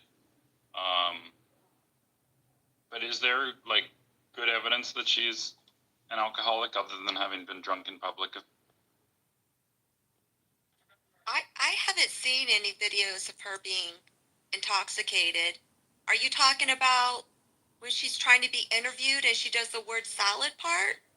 Or No, because that's normal. I haven't seen any. No. I just wanted to make sure. Yeah, I had. No. Yeah, I had seen some articles that said that she used to. Well, I don't know if she used to, but she's a drinker. So, and that's really all I know. So it's from people like close to her. I mean, it's interesting no one mentions this. But yeah, there was just the few drunken public events I saw was like a bit, oh wow. Was it like a while ago, Agent, or recent? I don't even think that long ago. Like there was the one she's talking about, oh, no one's taking my joy. I just, you know, I think she's talked about joy even later when she's sober, but she sort of made it her campaign slogan. But one of the first times maybe she said it, she was clearly drunk. Listen, what people do when they're off said duty, quote duty, air quotes duty, I am not going to pass judgment on that as long as it doesn't leak into her actual abilities. But I've never even heard that. Marsh. I mean, it is fair. It's a really fair question. You're on duty 24/7, and if you're an alcoholic, that's fair. And if you're an alcoholic and you touch alcohol, I would be concerned. I've just never heard that claim. Go ahead, Marshall. Have you heard that claim? No, I've never heard it. I've never heard her being blamed for drunkenness, not a single time ever. Not even while she was in California. I mean, if she's an alcoholic, I don't blame her for being an alcoholic, for running against Donald Trump. I mean, you know. Well, my point is there's no support for she touches alcohol a little too much or that she's a drunkard. But there's no evidence for either of those things.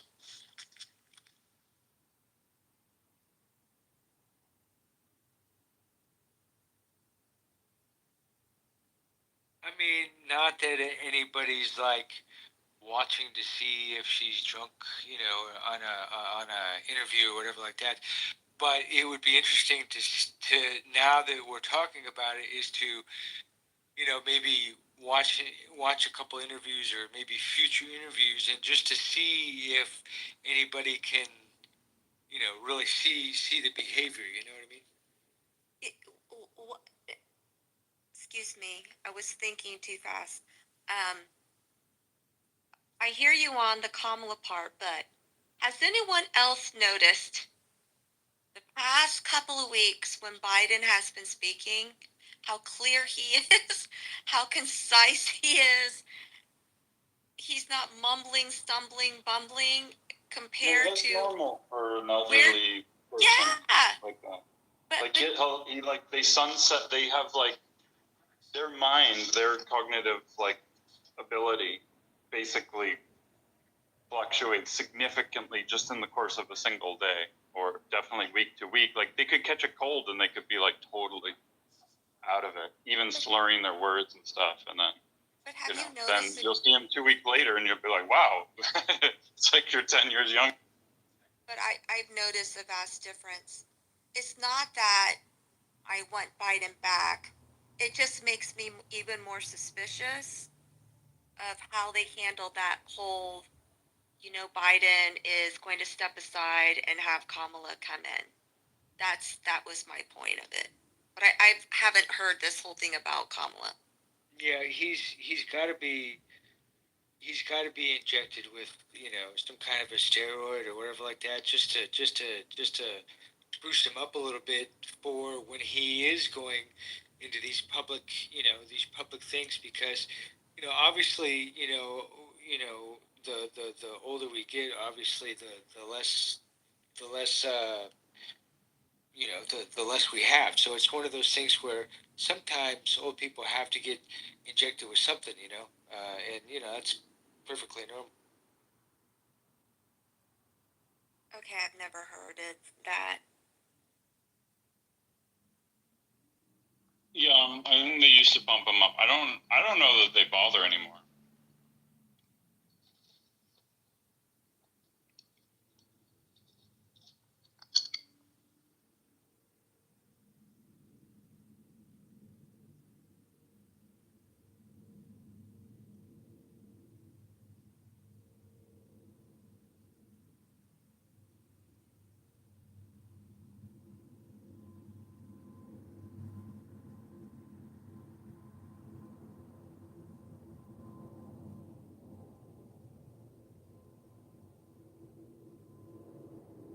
Do you guys have Instagram? Yeah, mine's connected to my profile. Got it. So I want to do a thought exercise. Marshall, do you want to click on the link that I just posted in the chat? Yeah, and, sure. Look at the video and look at the comments.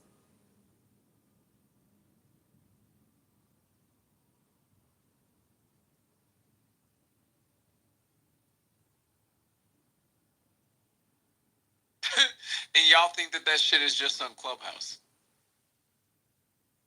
Dude, that's fucking wild. Very, very fucked up.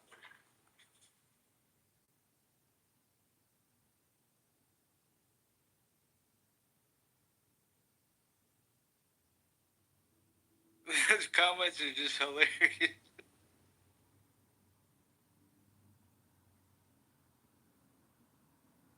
See, I found exactly the opposite. I didn't think they were funny at all. What's up? I said I had the exact response. I didn't think they were funny at all.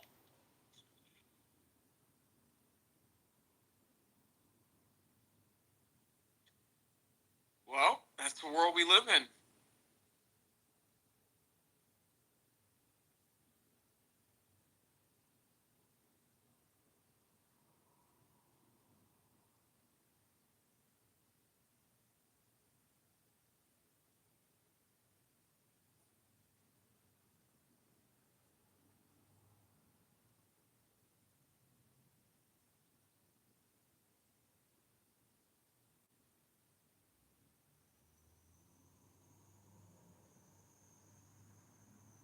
Well, people write and say the weirdest stuff sometimes. So that's what makes. Did you see them comments? Yeah, I did. I mean, you know, Which comments? There's like comments in the video, and then I see comments under the post itself. Under the post. And I'm talking about under the post. Like that shit is wild. I didn't see any like anything. I mean, obviously there's like mild. I consider it mild or whatever, but I didn't see any like crazy offensive stuff. Nothing that you wouldn't hear. The level of offensiveness you wouldn't hear in like you didn't I minutes was on going home as soon as I saw you pull up. Another comment. Neighborhood just lost its value. Another comment. Talk about disappointing your father is wild.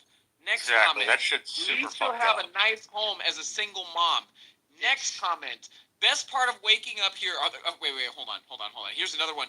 The local police department is ready for the influx of domestic violence calls. I mean, what part of these comments are not offensive? Like, here's another one. Have you ever been on the internet before?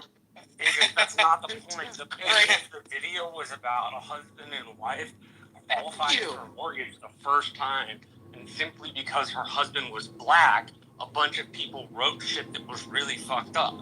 Like, that's the entire point. It's not that it's the internet. I don't disagree. I'm just saying, like, how naive are you? Like,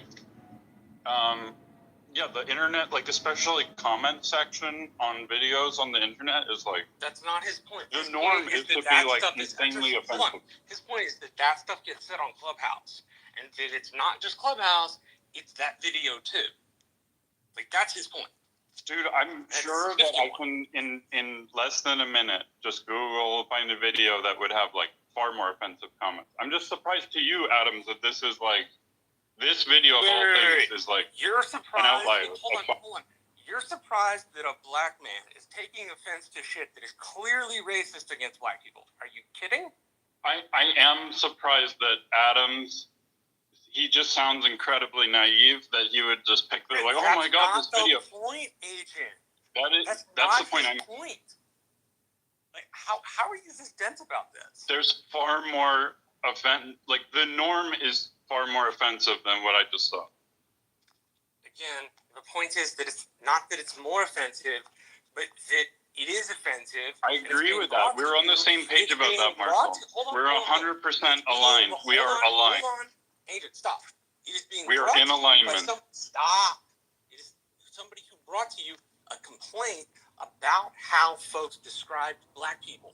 Adams is a black person. This kind of shit affects him, which is why he stuck it in the chat so we could look at it to begin with. Because people talk about Clubhouse being a racist cesspool.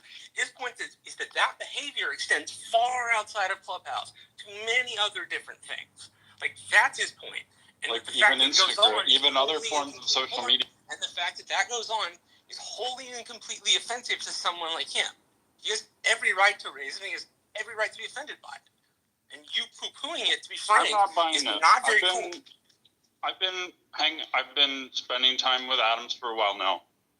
I'm not buying that he's not that he's suddenly so shocked by this, and like he's never seen he's never has something like this crossed his path before. That, oh my God, how could someone write this on the internet?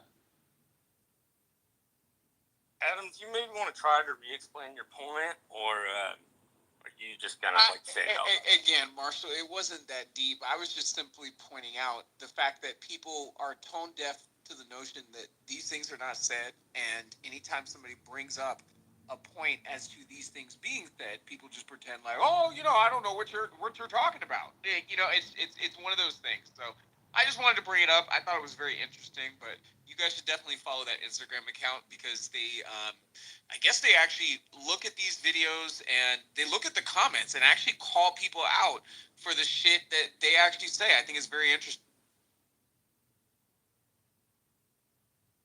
It is interesting, and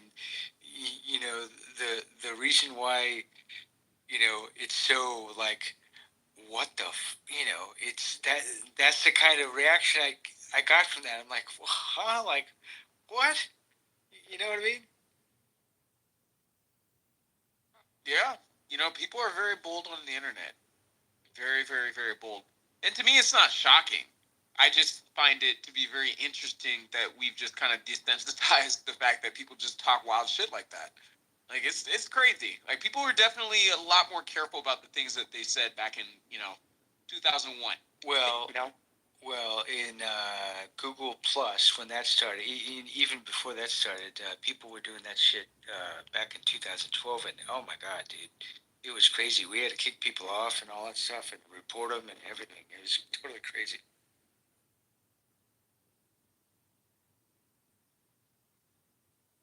Google Plus.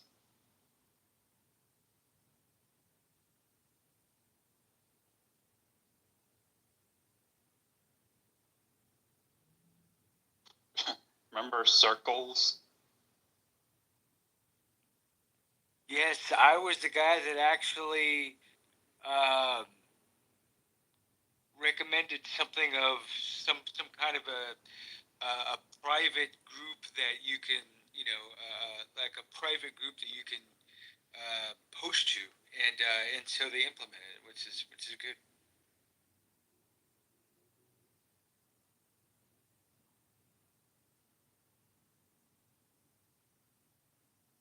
Yeah, Google Plus got killed. The one I really miss is Google Reader.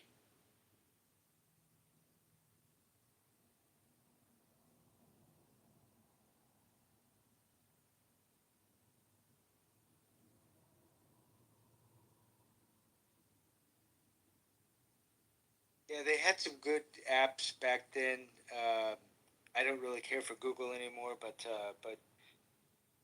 yeah.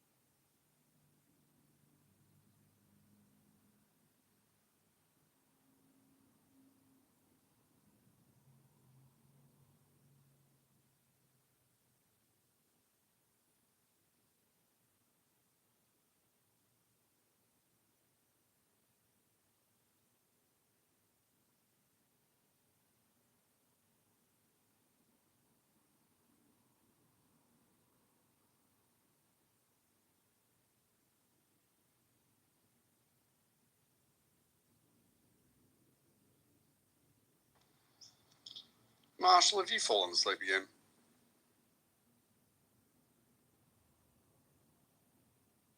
I think I did fall asleep. I'm sorry. I'm going to end the room since nobody's paying attention. Night, Rowan. Cheers, Marshall.